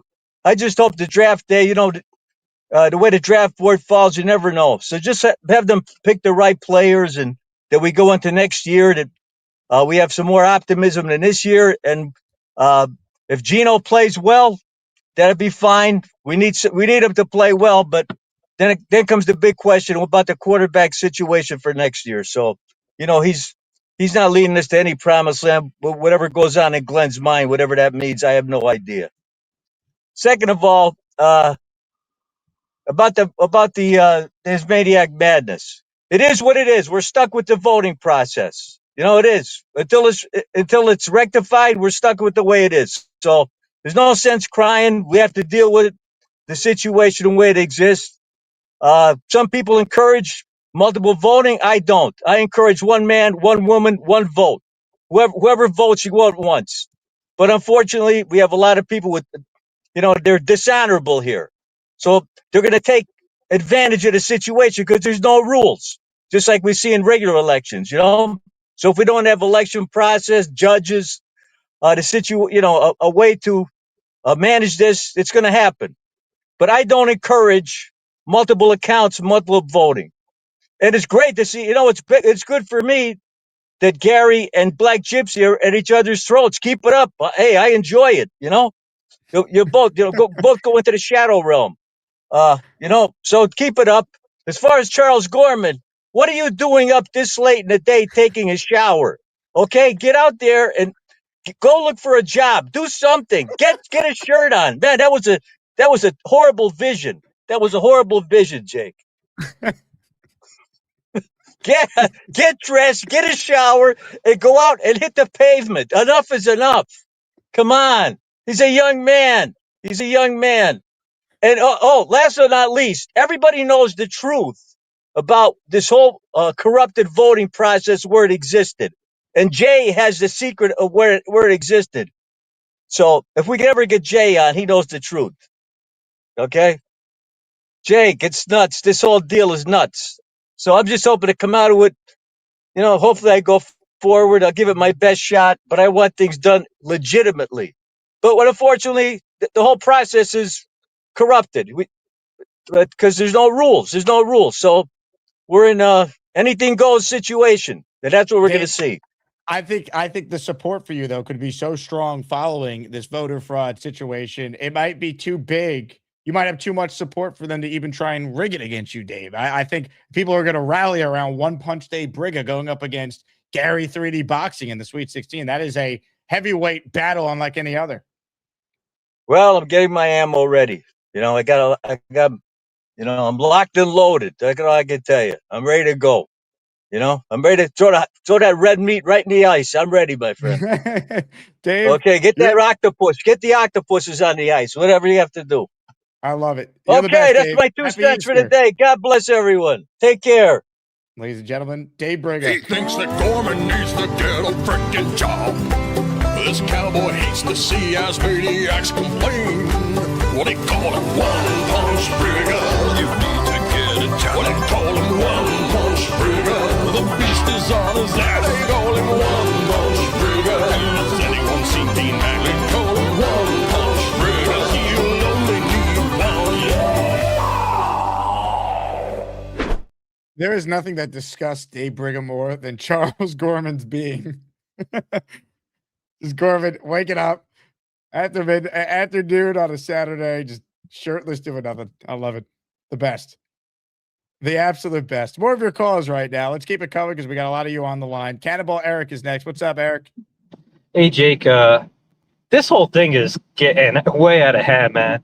I voted for Amanda. I don't think she's particularly the best caller, but I don't really like listening to Gary most of the time, so I gave my one vote to Amanda. But to say Gary cheated is ridiculous. First of all, he wasn't going out telling people to make multiple accounts. If someone's going to make 7 accounts and vote for him, that's kind of their own prerogative. It's like holding. Everybody's doing it. He got called. It's just supposed to be a fun little thing. Like, people are talking about IP addresses and all that. Like, come on, man. Like, we should focus on the real stuff. Rest in peace, Tommy, and ease up a little bit. People are threatening to fight, dropping out of tournaments, canceling. Is having one person vote on 7 accounts any different than having 7 people who don't watch the show vote? Like, we're just trying to get to the best. And even though I don't like Gary, he is one of the most entertaining people in the community. And, him winning is giving the show more content, which is what you want. You're getting more engagement out of it. So I think everybody just needs to relax a little bit. Eric, well thought out take. Appreciate it. Keep it rolling. Mike D's Nuts is on the line. Hello, Mike.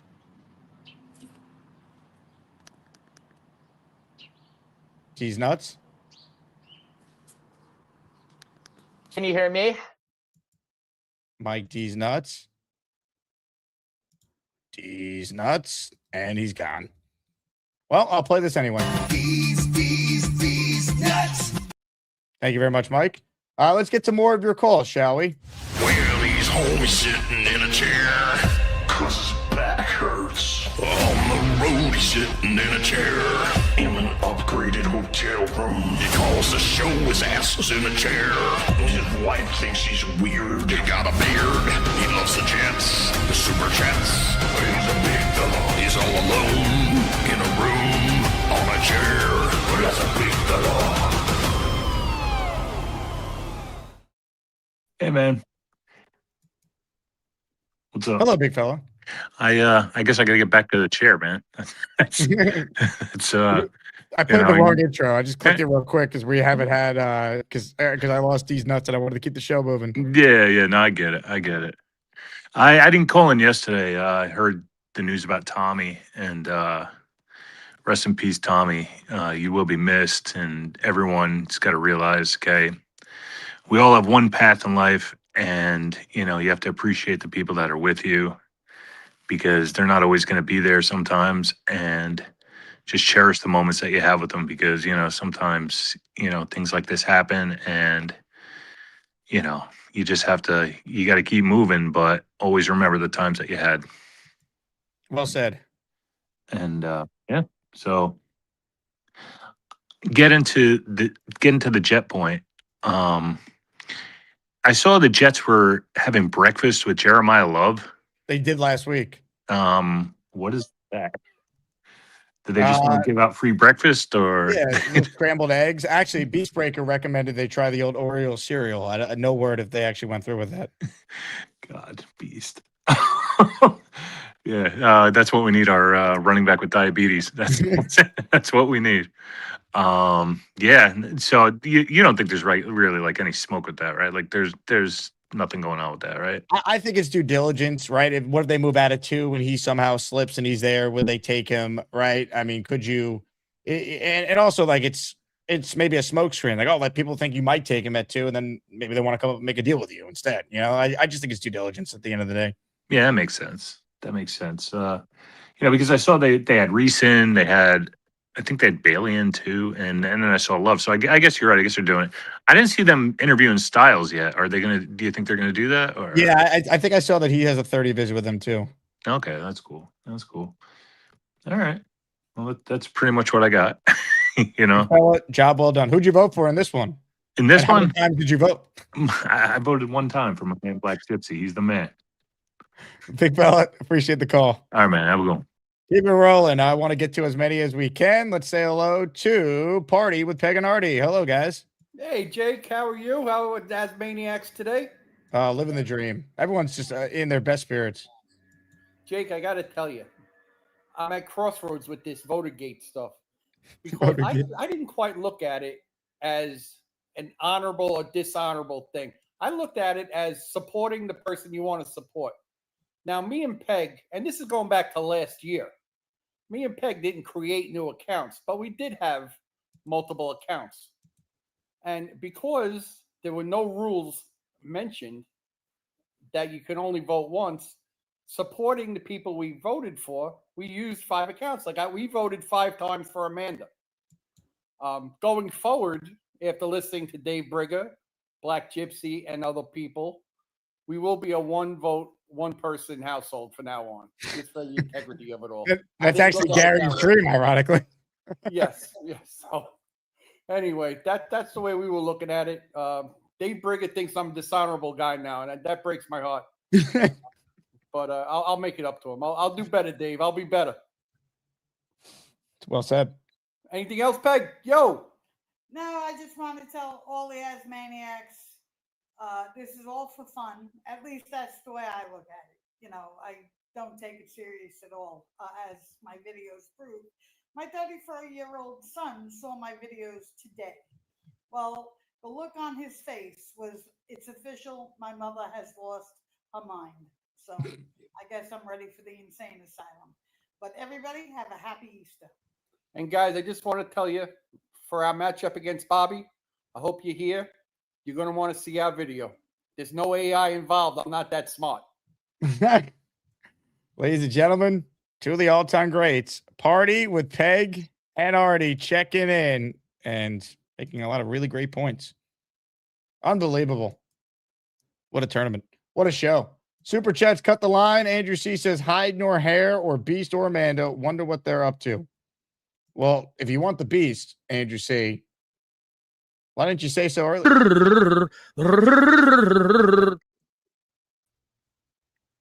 Yeah, exactly. A nice hot shave. All you feel is nice and clean and nice both sides. 5 games yesterday. 101, 101, 104, 120, 152. That's called combat. See, that's how you prepare for fighting. But I'm not going to worry about that because billiard season's just starting soon. And lawn care will be starting soon. Thank you. That's not relevant. That is not relevant to anything we're discussing. I will give Black Gypsy my credit. I'll give him his credit because he did stand up to Gary, and I think he's correct on a lot of things. Okay. Gary is a cheater, and he's a disgrace to this country. I think somebody should throw him in Iran and let him be the yeah, that's right. Yeah, that's why he's a coward. Ladies and gentlemen, sports fans of all ages, welcome to the event of the year, the moment you've all been waiting for. This is the Asmaniac Rumble. The jerk of the year. Yeah. You know what they should do for you, Gary? They should just award you brand new this for the Azzies. Yeah, the brand new Jerk of the Year award. Yeah, that basically says it all. You deserve Jerk of the Year because you are the biggest jerk on the planet Earth today. That's why nobody likes you on this stinking planet. And you know why? Because 1, you degrade women. 2, you've degraded people with autism that have problems. And 3, you like to knock people around saying, oh, we're fat and we're stealing your tax dollars. Wrong. No, you're not. No, you earned my tax. You've earned my tax dollars. How did you earn them? If you didn't steal them, how did you earn them? How did you win them? How did you earn them? Tax dollars, by definition, are stolen. That's you have no testicles. That's how you get them. You didn't knock on my door and say, "Hey, you are just have your disgrace tax to this dollars." country. You didn't You open should me be a service ashamed of in yourself. exchange for my And tax no, dollars. you're They were bull- stolen from me and given to you. That's exactly how You're taxes the hee work. ho. You're the woohoo. Yeah, he probably gave you the old. You need slip winners slidey like to me to slidey. take care of people You're a like you. whip. That's just the You the are a reality of the one-legged matter. clown, and you're a schmuck. That's why. You know, let me it's just only just with tax one thing. dollars, right? In You have no any power other against me. I would transaction, lift you in the air, person whose 10 money feet you high, get, you and tell drop them you like a thank sack you, of right? Like when you buy something at the store, they say thank you, right? Like, and you come in and because it's stolen, you come in here and call me names, even though I make your life possible to live the way that you do. Like, think about that. Without me and Jake and all the fine tax-paying citizens in the chat, you couldn't live that life. You're But a because of bullshit us, artist. You can. You are a bullshit artist. Let me address one thing for you. You've been sticking it to me for 15 months. I swear to God, if you and I ever get in the ring, I will kick your ass all over the place. Look at Lift this. you 10 Yeah, feet no, in the air I'm and drop quite you like a certain. sack of You potatoes. and the other, you That's got how Black bad you are. Gypsy. You are a dis- He's actually more rational than Black Gypsy was. Like, he actually is more rational. You can actually have a better conversation with him. That Black Gypsy needs your prayers, guys. That was irate. That was unhinged. Like, that is not a mentally well person. Shame. You know what this means? You know what this means? Shame. Shame. Shame on you. You're a clown. You are the first ever Bozo the Clown reject that ever walks this planet. Me, I'm a 272 weapon of destruction. I could probably lift you up like a freaking piece of meat, toss you around like a slice of pizza, and be like, look at this. This is Gary, especially with Pizza Man. 155 pounds of manure. Yeah, that's what. Here's the difference, Gary. I got muscles. You are a whip. I know. I'm a 155-pound weakling. I know. I got WN. You know what that spells? Jake, I can clown. see you were correct during my show. Beast is more entertaining than Leany. You're right. I miscalculated when I said that. You were correct. He's more entertaining than Leany. I still voted for Leany. I would still vote for Leany again. But Beast is more entertaining. Let's address one thing. Let's address.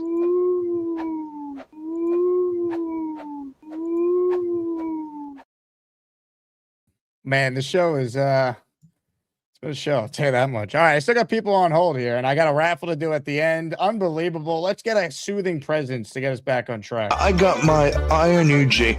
I hope you like my Jets take. You know they call me David T. It's not easy for me to see, but if you bring me full stream, you might like what I had to say. I'll need to get real damn close, cause my vision is dog shit. Hi, Jake. Hey, I'll try to make it quick and just with me a little of a comment on the Patriots at the end. Dave Briga, he not only throws 2 cents in, I think he throws in $1.75, to be honest with you. And Black Gypsy and Barbarossa, Gary, I'm glad this happened. I think Gary once again shot himself in the foot, bringing this voting thing, to the attention. And, it brings the tournament down, of course. They can't do anything about it now. But, I got complete faith, in the committee and you that, it'll be a little different structure. But you got to go with it. And, let's see. Barbarossa, teacher, cheating is cheating, matter of principle, in whatever degree. Barbarossa, teacher, talking about his students, I was brought up with class teachers and honest teachers and all that kind of stuff. Good job. Black Gypsy, he's a business owner. I think he's a garage owner. Hey, if he would be a cheater, how he could take advantage of the average person that doesn't know about cars and everything, So it's a matter of principle, and not to compare it to the NFL football and all that. There's so much money involved, but one thing we have, I think, over the Patriots as Jets fans, we have pride and we believe that we do everything on the up and up. And, the Patriots, they won all those Super Bowls, but they're known as cheaters. You're not wrong. You're not wrong, David T. And I'll tell you what, you were exactly what this show needed. Well done, sir. Thank you, sir. I got my eye on you. Checkmate me full screen. It's fireball whiskey time. David motherfucking T. Let's get caught up on some super chats here. Bino says, "Does that confession know what was said on Addy?" Well, there's no rules. Again, I go back to Gator's call. I think he kind of summed it up perfectly. Big fella says, "Jake, Boomtown said my matchup with AJF will be next Saturday. You will not want to miss it. Trust me, it's going to be fun." Well, I don't think I would be missing it, right? Because wouldn't I have to host the show? If you mean other people shouldn't miss it, I agree. Everyone should tune into every show I do. Well said. Kyle Clifton in the raffle for 4. If everyone is dissatisfied with the voting, it may be time for voting blocks to, that's a big word for me, coalesce. I think it's coalesce behind a strong candidate, a bold candidate, a respectable candidate, a candidate you're all familiar with inside and out. Hashtag Cliftonian era. Well done, Kyle. The Cliftonian era. He's in the raffle for 1. Man, let's keep it rolling with your calls here. We got some heavy hitters still on the line, and we're going to get to all of them. Let's say hello to a man that we call the Chuck Wagon. Chuck Wagon's always cooking, which it takes. Chuck Wagon's even cooking at the game. Chuck Wagon hates McDonald's, but he's headed home to cook. It's time once again for Chuck Wagon. This really reminds me of the movie Gangs of New York, when during the movie they had an election, and one of the issues they were finding is there were more people voting than actual registered voters. So this shit happens when it comes to voting because people just want to win, and they'll win at any cost. Now, people have to realize that I don't believe when Jake plays that video that the kid said, Gary, I did what you asked for. I completed my task. He didn't say that. He just said, hey, I made multiple accounts and I voted for you, Gary. And Gary thanked him. What the hell is the guy supposed to do? Of course he's going to thank him. If someone made multiple accounts and voted for me, I would be thanking them too. But I didn't ask him to do it. He did it on his own. So you guys got to stop getting on Gary's case that someone went on their own and did this. Because there's no proof out there that Gary told him to do this and told other people to do this. It's not out there. And trust me, I don't support Gary. Hardly ever. But there's one thing that Gary is not responsible for. And Gary, if you ever need help on your taxes. Wow. The Chuck Wagon tax prep. I love it. Yeah, I've had my own business since 2012. So I'm not sure how the hell you got in trouble with the IRS. And it should be easy since you only have to do one tax return. But, you know, if you ever need help or you have questions, you can reach out to me. I'm not the best there is, but I will do my best, and I am a professional. That's all I have to say. Hell of a call. Asmaniac Madness is underway. Make sure you vote to make your voice heard. An all-time show, folks. Raffle at the end of the show for anyone who wants in. Don Maynard helmet is the prize. If you enter during this show, you will be in a separate raffle for the Maynard helmet. And you'll be added to the weekly total for the Klecko signed jersey, Garrett Wilson signed football, and Darrelle Revis signed football. Make sure you enter because I need to end the show in just a bit.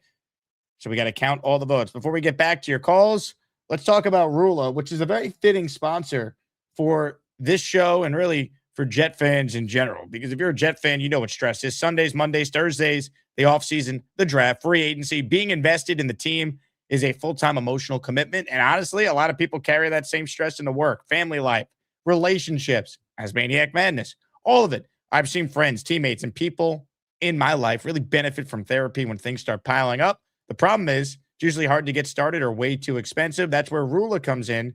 Rula is a healthcare provider group that makes therapy simple and affordable. They work with most major insurance plans, and the average copay is about $15 per session. That's less than a beer at MetLife. With Rula, you get matched with licensed, vetted therapists who actually fit what you're looking for, and you can book sessions fast, sometimes as soon as the next day. No long waits, no guessing, no nonsense. If you're ready to invest in your mental health the same way you invest in the Jets every week, go to Rula.com/Asman to get started today. That's RULA.com/Asman. Take the first step and take control of your mental health with Rula.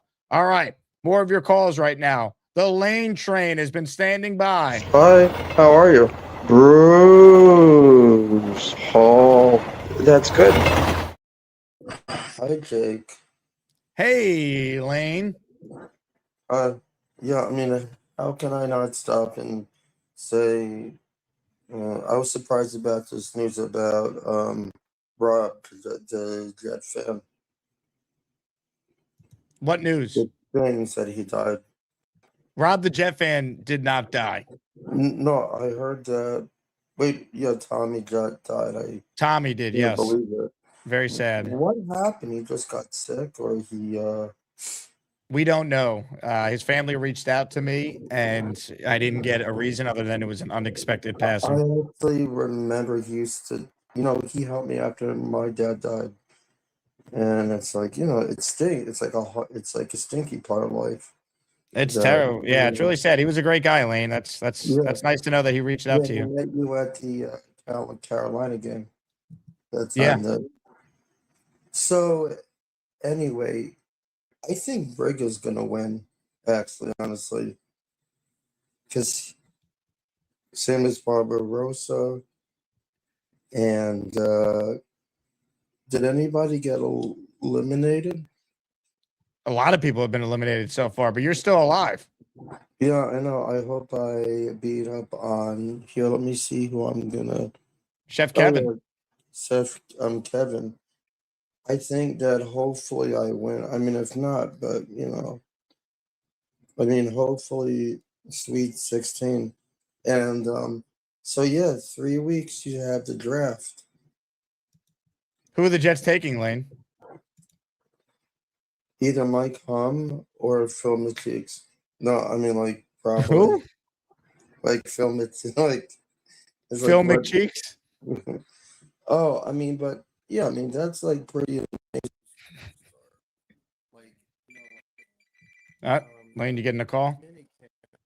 Lane, we can't hear you. Can you hear me? I think it's when you start mini camp in a month. You're gonna have to see who you start. Because I don't see Justin Fields starting. What if I were to tell you Justin Fields is on a different team already? I know. I didn't even know. I had no idea that he got traded. Should the Jets And draft Mike Hump? Yeah, or Mike Hum can be drafted. Yeah, but I think that's all I have to talk about. Thank you for taking my call. Lane, you have yourself a great weekend, all right? Okay, you too. Hi. Sorry, everybody. See you next call when we talk about sports again. Lane's opponent, Chef Kevin, he's up for a battle against the Lane Train, man. Chef Kevin, though, was just interviewed about the Asmaniac Madness tournament. Wow, Chef Kevin, what a win against Neil. Yeah, it was tough, man. What a competition. Oh! Woo! How were you able to pull out the win? Yo, it was a tough fight. I battled back and forth. Neil's a good competitor, but I was able to squeak out the win. Yo, Chef Kevin, can I get an autograph? Absolutely, I got you. You're going against Lane Train in the next round. Any ideas on how to slow him down, come out victorious? Well, with Lane Train, he's a fierce competitor. He's only had one loss in this tournament so far. Going back from last year, he's a beast. I'm going to have to make sure that I stay on top of the steak that he likes, the ribeye with the mushrooms. And if I do that, I stick with the game plan, I'll be able to win. Thank you, Chef. See you next week. Best of luck. Can't wait! Ladies and gentlemen, Chef Kevin. Asmaniac Madness is underway. Make sure you vote to make your voice heard. Brilliant. Well done, Kev. That's awesome. You just sent me that before. Perfect timing with Lane calling in. All right, more of your calls here. A lot of you still on the line, but there's a guy on the line that we call the Dream. Andrew C is next. And Dream, I got some great news for you. I know you were very upset that Gator's photo for the round of 32 graphic, you versus Gorman, it featured you having two normal functioning, sunglass sides, right? Well, I got some good news for you. Gator heard what you said. He made the adjustment. Once again, your sunglasses are broken on the screen. Your thoughts? That's it? That's the... All right, whatever. So, tie at 16 or 30? No, give me Beast. I want to talk to Beast. You want to talk to Beast? Yeah. You don't have any thoughts on the voter fraud I want to see situation? that ball. I want to see that ball. Ladies and gentlemen, Beast. It's all goddamn muscle right here. Bringing the cheese. Woo! You clown sucking douchebag. Let's hear it for Beast Breaker. I got gas right now. Beast. Buenos días, or buenas tardes, El Drimo. ¿Cómo está? Interesting. Let me see. Let me see the ball. It's right next to my whatchamacallit right now, and I'm giving him his rub right now because this is his time to get rubbed. Come on, dude. There is. Hold on. Hold on. Oh, who's this? Who's barking? You know, little Joey. Yo, Beast. Come on. Yo, I've been waiting to see I you with understand. this ball. I gotta go get it fixed next. I gotta take it into the shop and get the holes made. It's just I've been very busy. I know, but hold it up. I want to see the Beast with the face, with the ball, my gift with the guy. Come on. I'm giving him his rub right now. I mean, this is his rub time, and plus this is his time to have his lunch, and plus he needs his exercise. I mean, come on. Are you serious? You I will get to it. It's just you think get to it. Get to it now. How about get to it now? Look, do I have to look, sound like I got love. I got You love wanna for little. talk, sir? I got Okay. love for little Joey, I but like, gotta put understand the that, man. But you guys do things at the wrong time, man. dude. We're kind of like almost across the country here, and we're you Yeah, know. well, I gotta go give him his exercise right now. This is his exercise time for stairs. You won't show me the ball. I will get. It's right there. Can you just Jesus Well, Christ? I'm trying to get him his exercise. I'm trying to get him cleaned up. I got laundry. I'm doing laundry right now. Do I look like a retard to you or something? Look, Vinny. Look, Vinny. Just try and keep your P's and Q's, okay? I gotta get this kid his exercise before he gets cranky. Oh.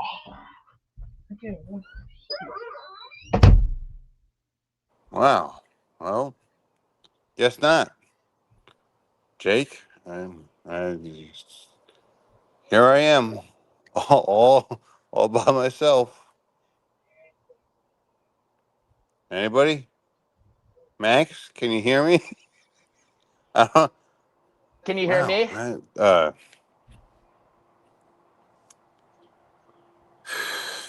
Well, I feel like Hey, a man. horse's patoosh.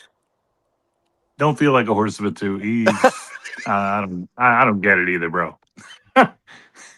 I will get him to show you that fucking ball. I'll tell you right now. Right? Did you want to see it? Yeah, I know what it looks like from the movie, but Yeah, but that we ain't right. want to see bees hold it up. But yeah. Yeah, it's not right that he's doing that shit. Well, what's the way? It's right there. I mean, look, I got love for little Joey, but you know. Dude, you put. Hey, Beast, Beast, you gotta show him the gift that he got you, man. Put little Joey down and show him the ball. There you go. Oh, don't eat the quartz. You can have that. There you go. There you go. You know it's from a movie, right? Yes, I know. Kingpin, Woody Harrelson, 1996. Yep. Awesome. Thank God he knows it. Oh God. I seen Woody's work. Very, very handsome. Wow, look at this. Look at this. There it is, man. Oh. Hold it up closer to the camera so everybody could see, man. Twirl it. It looks nice. It's really nice. Yeah. That's an excellent gift. You say thank you? Magic ball, give me my magic power. No, he said it's fine. Beast, did you say thank you? That's a really awesome gift, bro. And no, you have to say it. Don't salute. Say thank you. Thanks for the tip there, Mr. Dream. Yo, big fella. Ask him what he did with those gift cards. Oh, what'd you do with the gift cards? Are you gonna use them for the holes? I'm gonna take those with me to go to that place and get that taken care of right away. Not right now. Right now. What the fuck? Not right now, because right now I got to prepare for two things. One, lawn care season started, and two, billiard season has started. That means it's time to rack up the cue balls and get ready to have those 8-ball spinning because we're gonna play a game of 8-ball and no cheating. Cheating on 8-ball. You got to get those holes put in. We got to see you bowl with that thing soon. All right. Yeah. Oh yeah.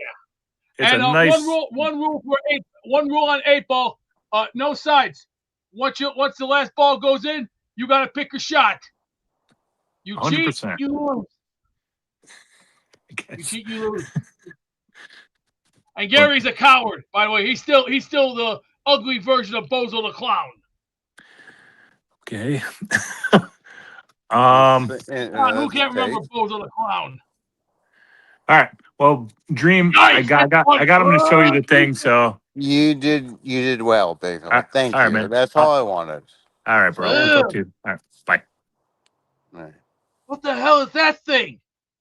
Hey, say, look at that. Picture that in your window at 3 o'clock in the morning. Hey. Dream, picture that in your window at 3 o'clock in the morning. What would you say to Yeah, that at pretty. 3 in the morning? I wouldn't like it. I'd go get the shotgun and be like, hey, get the hell off my property before I go cowboy on you. He appears to be a Jets fan, so maybe we can I don't shoot the love shit that a one, little. Jack. I would go Strickland and I'm going, all right, drop it. You're the son of Drop the it? bitch that's stealing my newspapers. I'm a son of a. You don't remember Strickland from Back to the Future? The guy that used to go, yeah, there's only one thing I can say that he'll put you in detention. Slacker. Oh, rest in peace. He just passed away. Yes, the man himself, the great The Strickland. guy from Top Gun as well. That's right. The man that said the word slacker. Am I speaking beast right now? See?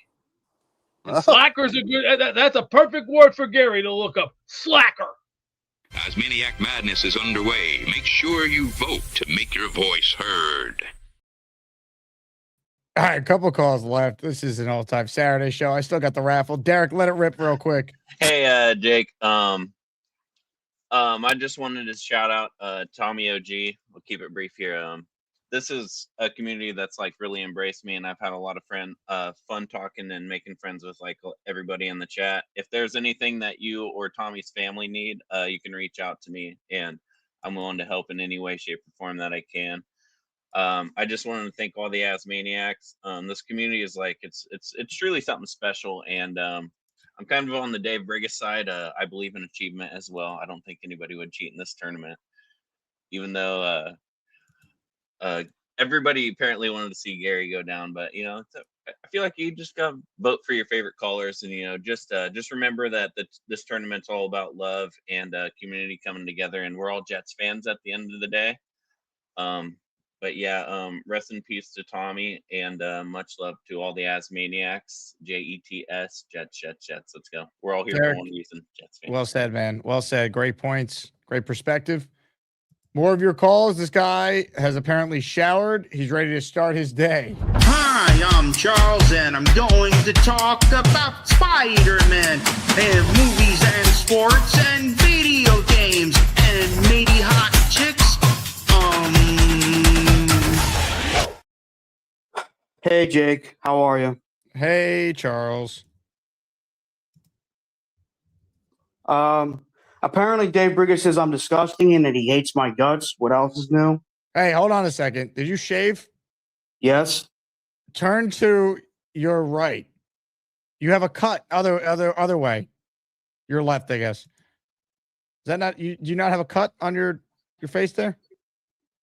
There's probably more pimples and stuff that got cut. Yes. Well, I don't know. Maybe you should make sure it's not still bleeding. It looks like there's still blood on it. I'll be fine. I've been through worse. Right, but I don't think you want to just walk around with blood on your face. You're a human being. You're not a vampire. Maybe I am a vampire, Jake. Maybe I don't I'm a think you are. daywalker. I'm not buying it. I'm joking with you, Jake. I'm running along with the punches.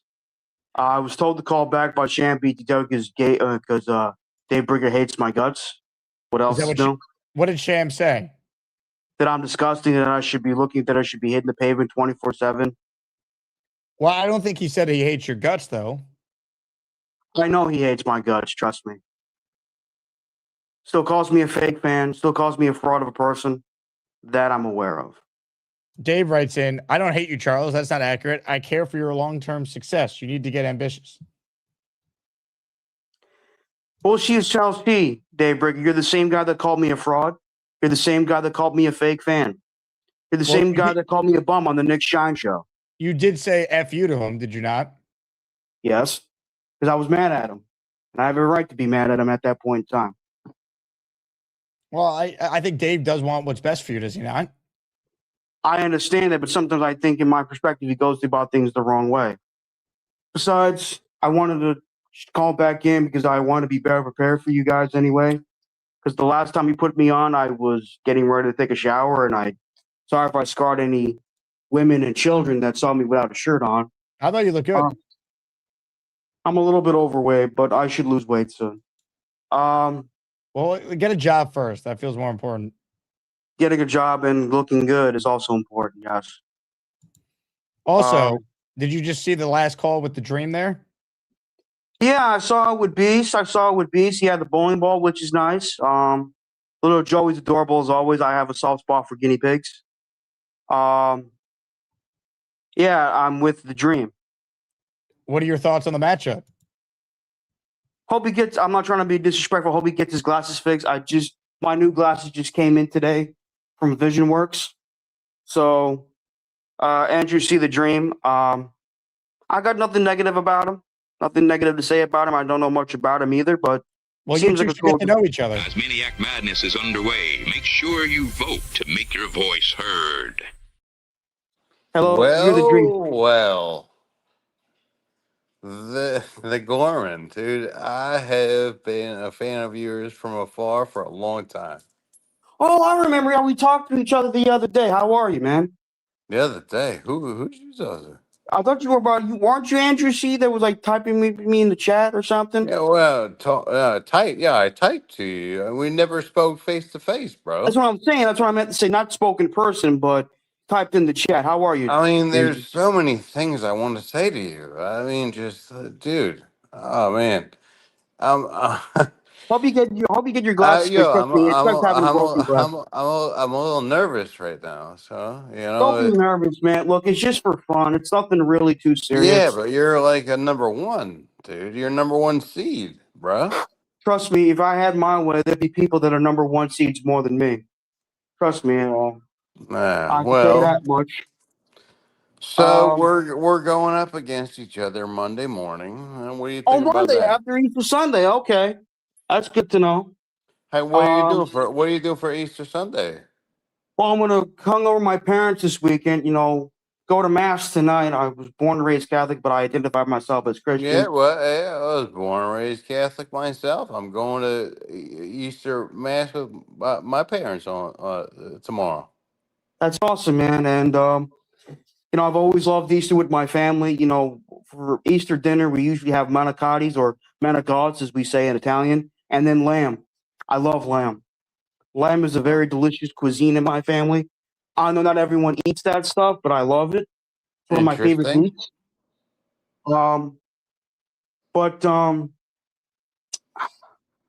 Also, I was kind of making a short of this, but I wish everyone. What do you do for fun, bro? I mean, I'm just. What do I do for fun? Well, other than make YouTube videos and live streams, I sometimes, play video games. I read comic books. Root for the Colts. I'm not really a Colts fan, to be honest. That was just a bad time of mental health for me. So, you being a Colts fan means you have mental health problems? No, switching from the Jets to another team when I wasn't taking my medicine was both my stupid decision and poor mental health on my part. Wait a second. Hold on. I was born and raised. I wasn't born and raised. I became a Jets fan in my freshman year of high school.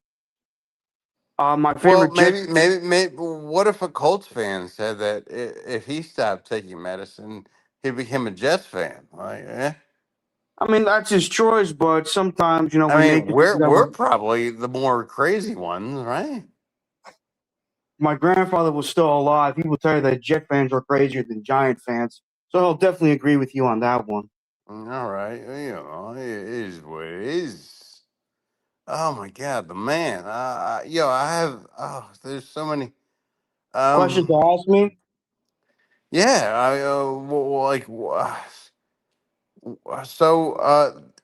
Here's another thing I wanted to ask you about the job search, correct? Everybody clowns on you, whatever, right? Yeah, I get clowned on a lot for. Yeah, whatever. But like, what do you really want to do? Like, what? What do I really want to do for a living? No. Hold on. Let me preface this. You're like, oh, I'll go put an application, Wendy's, this and that, whatever. I mean, like, you gotta think. If you got say you got a Wendy's job, correct? Mm-hmm. You're gonna fucking hate it. I know you. I already know you. Right? I wouldn't say would hate it, but I like being around people. I All like right, being but around good coworkers. like, Sometimes, I mean, my father was a busboy during his day. all When right. he was in his mid to late, I mean, obviously I'm 31 now, but my So father he was a is busboy. a restaurant guy. Yeah, my father, growing up, when he was in his late teens, early adult years, he was a busboy at like a restaurant. I forgot All the right, name but of the like, restaurant, but he was a busboy. what I'm thinking of for you is Boy, like everybody, the client. ordered it. 46 bucks. What? Because it's 42 plus, they add the tax, another way to, woo. What are you even talking about? The bowling ball? Beasts. Tell me about it. That's why I'm like, I'm good. Yeah, Me well, and I gave him me his and lunch for the me. day. He's I having his thought water. I had to clean him out because, yeah, me and Gorman were having I a got to good get him with the conversation new here. cage. And what is all He's this? gonna have his own private bathroom. Private bathroom. Hey, he's gonna have his own of everything, sofa put in and everything else. Hey, he's getting the luxury that he wanted. All right. Well, can you just be quiet for a second? Me and Gorman are having a thing here. Back to all right. So Gorman, where were we? We were talking about me, possibly working at Wendy's or some other job. Yeah. It's not for you. Like, how do you feel about some like manual labor? Are you good with that? Like what? Gardening, plumbing. Oh, I don't think it's manual labor. Yeah. Like, or yeah. Well, Look, funny enough, my community inclusion group next Friday, we're going back to that community garden, do some commu- gardening, do some planting and stuff like interesting. herbs, fruits, Community vegetables. inclusion. Yes, I'm part of a group of people with disabilities such as myself. We go out to the community and we do stuff. All And right. next Friday, we're going back to that community garden. We're going to be planting herbs, herbs like basil, oregano, that type of stuff, as well as fruits, That's vegetables, dope. garden. Yeah. Yeah, it is dope. I remember doing a little bit of planting when I was with my Living My Best Life group a couple of years ago. We planted some very nice plants, and it was very nice. Are you walking in circles? Oh, hey, Black Gypsy, what's up, man? Yes, I am What's walking in circles. Start my Gorman, life. the dream. So, dream, I'm gonna cut you off for 1 second. I just got one thing to say to Gorman. So, I'm gonna tell you now. Remember this. Can't forget it because it's gonna be on live. On Stelton Road, there are 3 hotels. There's a Holiday Inn, there's a Motel 6, and there's a Ramada. Go to any 3 of those hotels and apply, and you'll get a job. You're welcome. Thank you, Black Gypsy. I appreciate that. Interesting. Were your thoughts on that? I wouldn't have much of an issue working in a hotel. I like being around people. As you can tell, I'm a high functioning. Working in a hotel, you mostly by yourself. You send people to their rooms and get a right. Right, but I can also help them with their luggage. I could be one of those guys. I Yeah, but could. that's like it's a minute. So you help them the bag and then get out of here, right? When they come into the room I give them their bags and And I'm then up get with. out of here, I won't say right? yeah. You're mostly by yourself, which is cool. It gives you much more time to watch the Jake Hasman show, right? Most likely, yes. Black Gypsy has this is a great idea. Huh? What do you think? Let's go How do you some gonna, how application. you gonna survive? Well, let me Oh hit you boy. right back. I'm gonna take care of something real quick. Hello, Mr. Dream, or should I say, Hey. Dusty Rhodes? All You right. funky like Yeah. a monkey? Come on. Who can't remember Dusty Rhodes going, hey, we gonna get funky like a monkey? You know what I'm talking about, Daddy. Hey, you know how it works? Dude, we're doing some serious work over here. All right. Hey, it's comedy. We're trying to add a little humor to it. What? That you did. All right. So back to what Black Gypsy said. Hotel concierge. Hotel concierge, yes, that would be an interesting position. Well, are we gonna think about this? Of course, I'm definitely going to think about it. Of course, I definitely will Well, think we're about thinking it. about it right now. Let's here. What else? What else you got? What else is on the? Well, I wouldn't mind. I remember when I was on the Addison show, people said I could work well in a kitchen or in a cafeteria.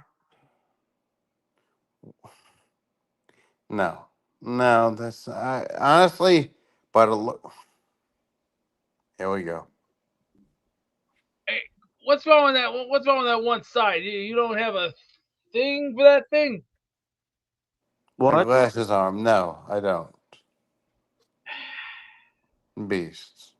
We gotta get you some good ones, man. We gotta get you some good glasses. Unless I have to go to Dollar Tree and get you some glasses. Let's see.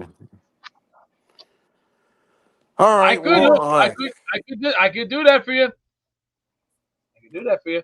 Oh, you can do. You can. Oh, why don't you? Hey, Beast. Why don't you send me something?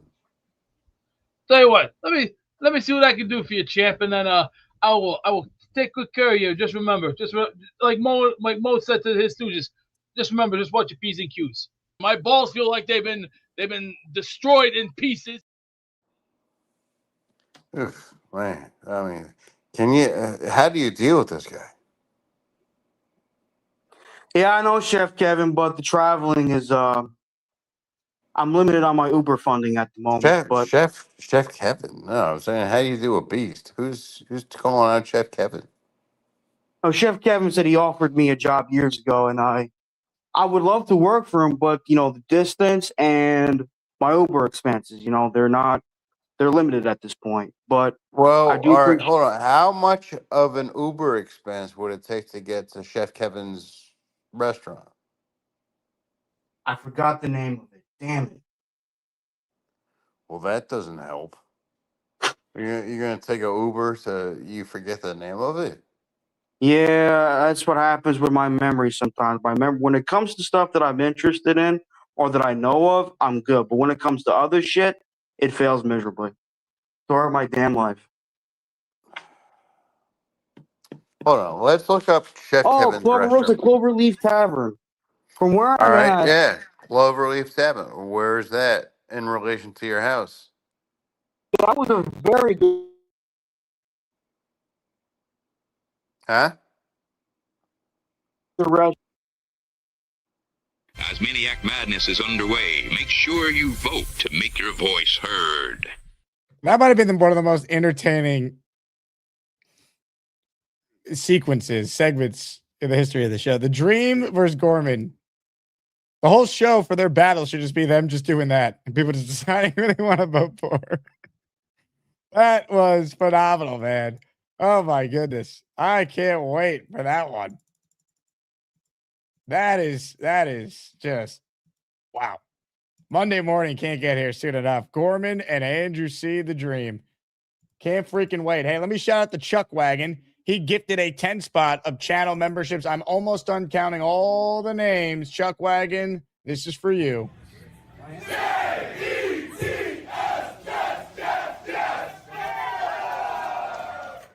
Chuck, thank you. If you got a membership, make sure you thank him. I also want to shout out Cisco, who during some of the chaos before we didn't get a chance to acknowledge the 10 spot he sent in. Give him a Woody hug. I hug him every day. I hug him every day. Thank you, Cisco. I got you down. Phantom Green and White in for 2. What can we all do to actually help Beast with his health? I'm serious. Beast, you want a diet plan and workout routine? Beast, are you interested? I'm my own boss. I make my own. My balls feel like they've been destroyed in pieces. We know the answer. That is a no. Thank you, though. Jetstream says, I feel like we're watching young Gorman talk to future Gorman. Oh, man. That dream he's one of one. I'm glad that he got his acknowledgement from Beast for that kingpin bowling ball. That's an amazing gesture. Beast, you should say thank you more often. Ralphie says, and to think I joined this group for Jets Talk, and now I can't wait for the Jets Talk to end to get content like this. This has been a historic Saturday show. It really had like 2 parts to it. 3 if you count the football talk for the first 40 minutes. And then it was Black Gypsy going in on Gary and the voter fraud situation, Votegate, whatever we're going to name it. To then, Beast and Gorman, and we had a lane call today. We've had it all. Derek says, Beast stream, let's get Charles a job, new life coaches. Nick Shine says, Jake, check text. Let's see. Oh, okay. Here is a live look of Charles Gorman working at the hotel that Black Gypsy recommended. Apparently, the reason why Gorman's internet dropped out because he ran to the hotels that Gypsy was describing. And he already got a job as a bellhop. Awesome. Very cool. Black Gypsy, job well done. I mean, I do what I can do when I can do it. I'll tell you what, since you're on the line, let's declare you an official winner. Poll voting has closed. No one knows who voted for who, how many times, but I do know this, Black Gypsy. 62-38, you advance over Barbarossa with 349 votes that were cast. The stage is officially set in the Sweet 16. It will be you versus the defending champ, Mr. Bonesy. Your thoughts? That's a hard matchup, but I'm ready for Bonesy. Me and Bonesy already have a Reich argument going, so yeah, we'll have a good beef off. And now your final thoughts on potentially getting a shot at Gary should you win and he wins for a spot. I mean, he's not getting past PITTSBURGH, and if I get the chance, I'll demolish him. Like it's gonna happen. It's gonna happen. Like I am Gary's kryptonite. Whatever nonsense he says, I counter, and then I add a little bit of the savage to it. I want to thank everybody that voted for me. That's awesome. I hope you only voted once. I'd appreciate that. You know what I mean? Honor system. Let's try it. See if it works. And on to the next round we go. Asmaniacs for life. I mean. Asmaniac Madness is underway. Make sure you vote to make your voice heard. What a show.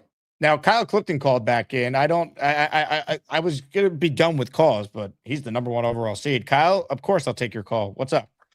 So did you send out that Maynard Island item to me yet? I have not. No, this is a separate helmet. Okay, so can you put that one aside? And if you want to do something for a raffle for Tommy's family, I would be more than willing to donate it. Oh, that's very kind of you, Kyle. I will. I'm still waiting to hear back from his family that emailed me, but I definitely will do my best to get that to them if they want it. That's awesome. Very good. I'll talk to you later. Kyle, you're the man.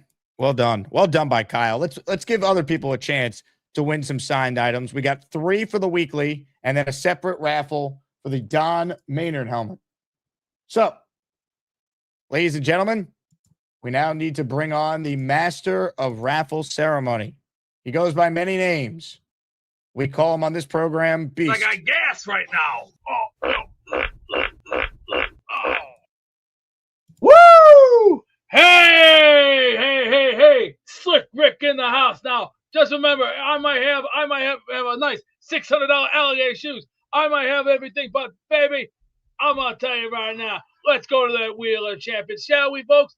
Let's spin that wheel and take it. Woo! It's time to announce the winners of the weekly Asmaniac raffle. Let's spin the Jake Asman Show Wheel of Champions and find out which Asmaniac is winning an epic prize. Oh, yeah, baby. It is time. Weekly raffle prizes. Are we ready? We got not 1, not 2, but we have 3 signed items that we are raffling away. Prize number 1 is a Darrelle Revis signed football. Prize 2 is a Garrett Wilson signed football. Prize 3 is a Joe Klecko signed jersey. Ladies and gentlemen, thank you to everyone who entered all week. You guys are the absolute best. We could not do these raffles every week without your incredible support, because some of these items ain't cheap, and you guys make it possible. So thank you for that. Let's give away some items now. Everyone's name throughout the week has been accumulated, including today's show if you entered, and then we'll do the Maynard sign helmet for anyone who entered during this specific show right after the first 3. Let's start with our first item, the Darrelle Revis autograph football. And again, if you win, you can only win one prize per raffle. And you have to email me, asmanjake@gmail.com, your name and address, your full name, so I know where to send these prizes to. asmanjake@gmail is the email. Once again, here we go. The Revis football. The winner is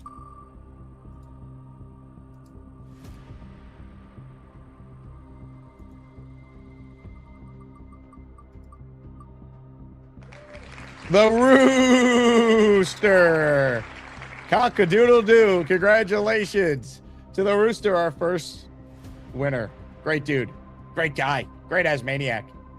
Ladies and gentlemen, our second prize is a football signed by Garrett Wilson, who they better get a running mate for in the draft. Ladies and gentlemen, it's time. The winner of the Wilson football is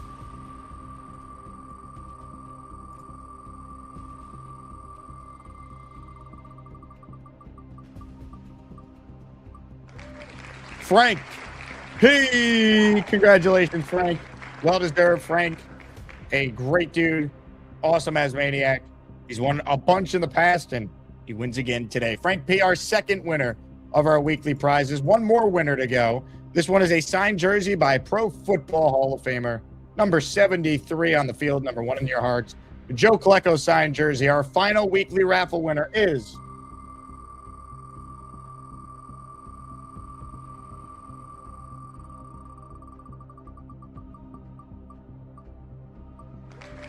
Jeffrey 538. Congrats to Jeffrey. Well deserved. Jeff, shoot me an email.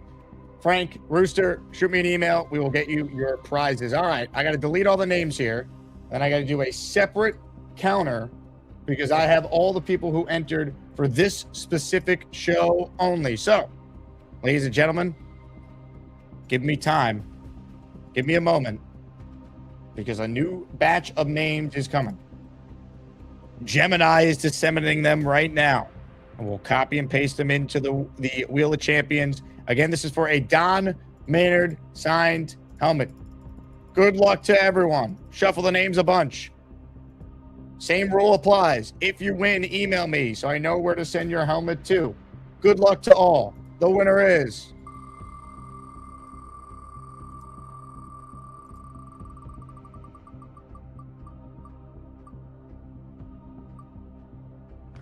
the Chuck Wagon. Chuck Wagon, who gifted 10 at the very end of the show, has won the Don Maynard autographed helmet. Congratulations to the Chuck Wagon. Let's go. Hit the jet chant for our winners.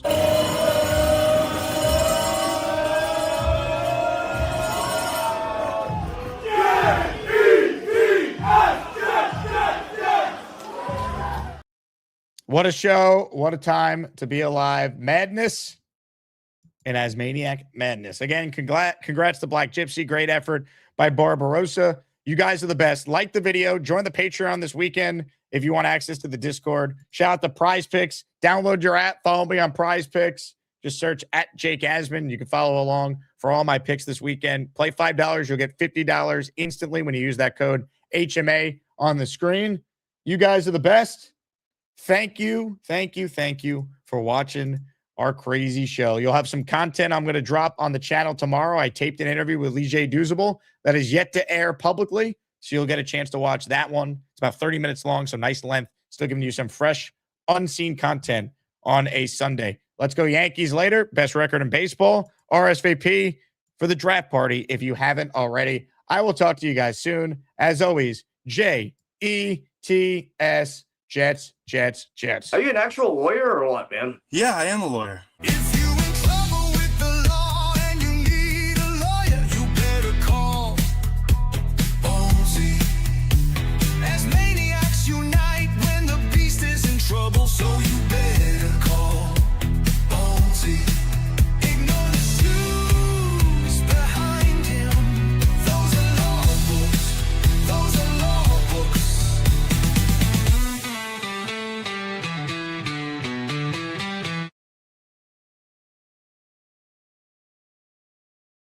Oh, hi. Jake wants me to ask you to click on the like button. That's right, Lane. And if they don't subscribe to the Jake Asman Show, this team may never win another game. Let's go, Jets!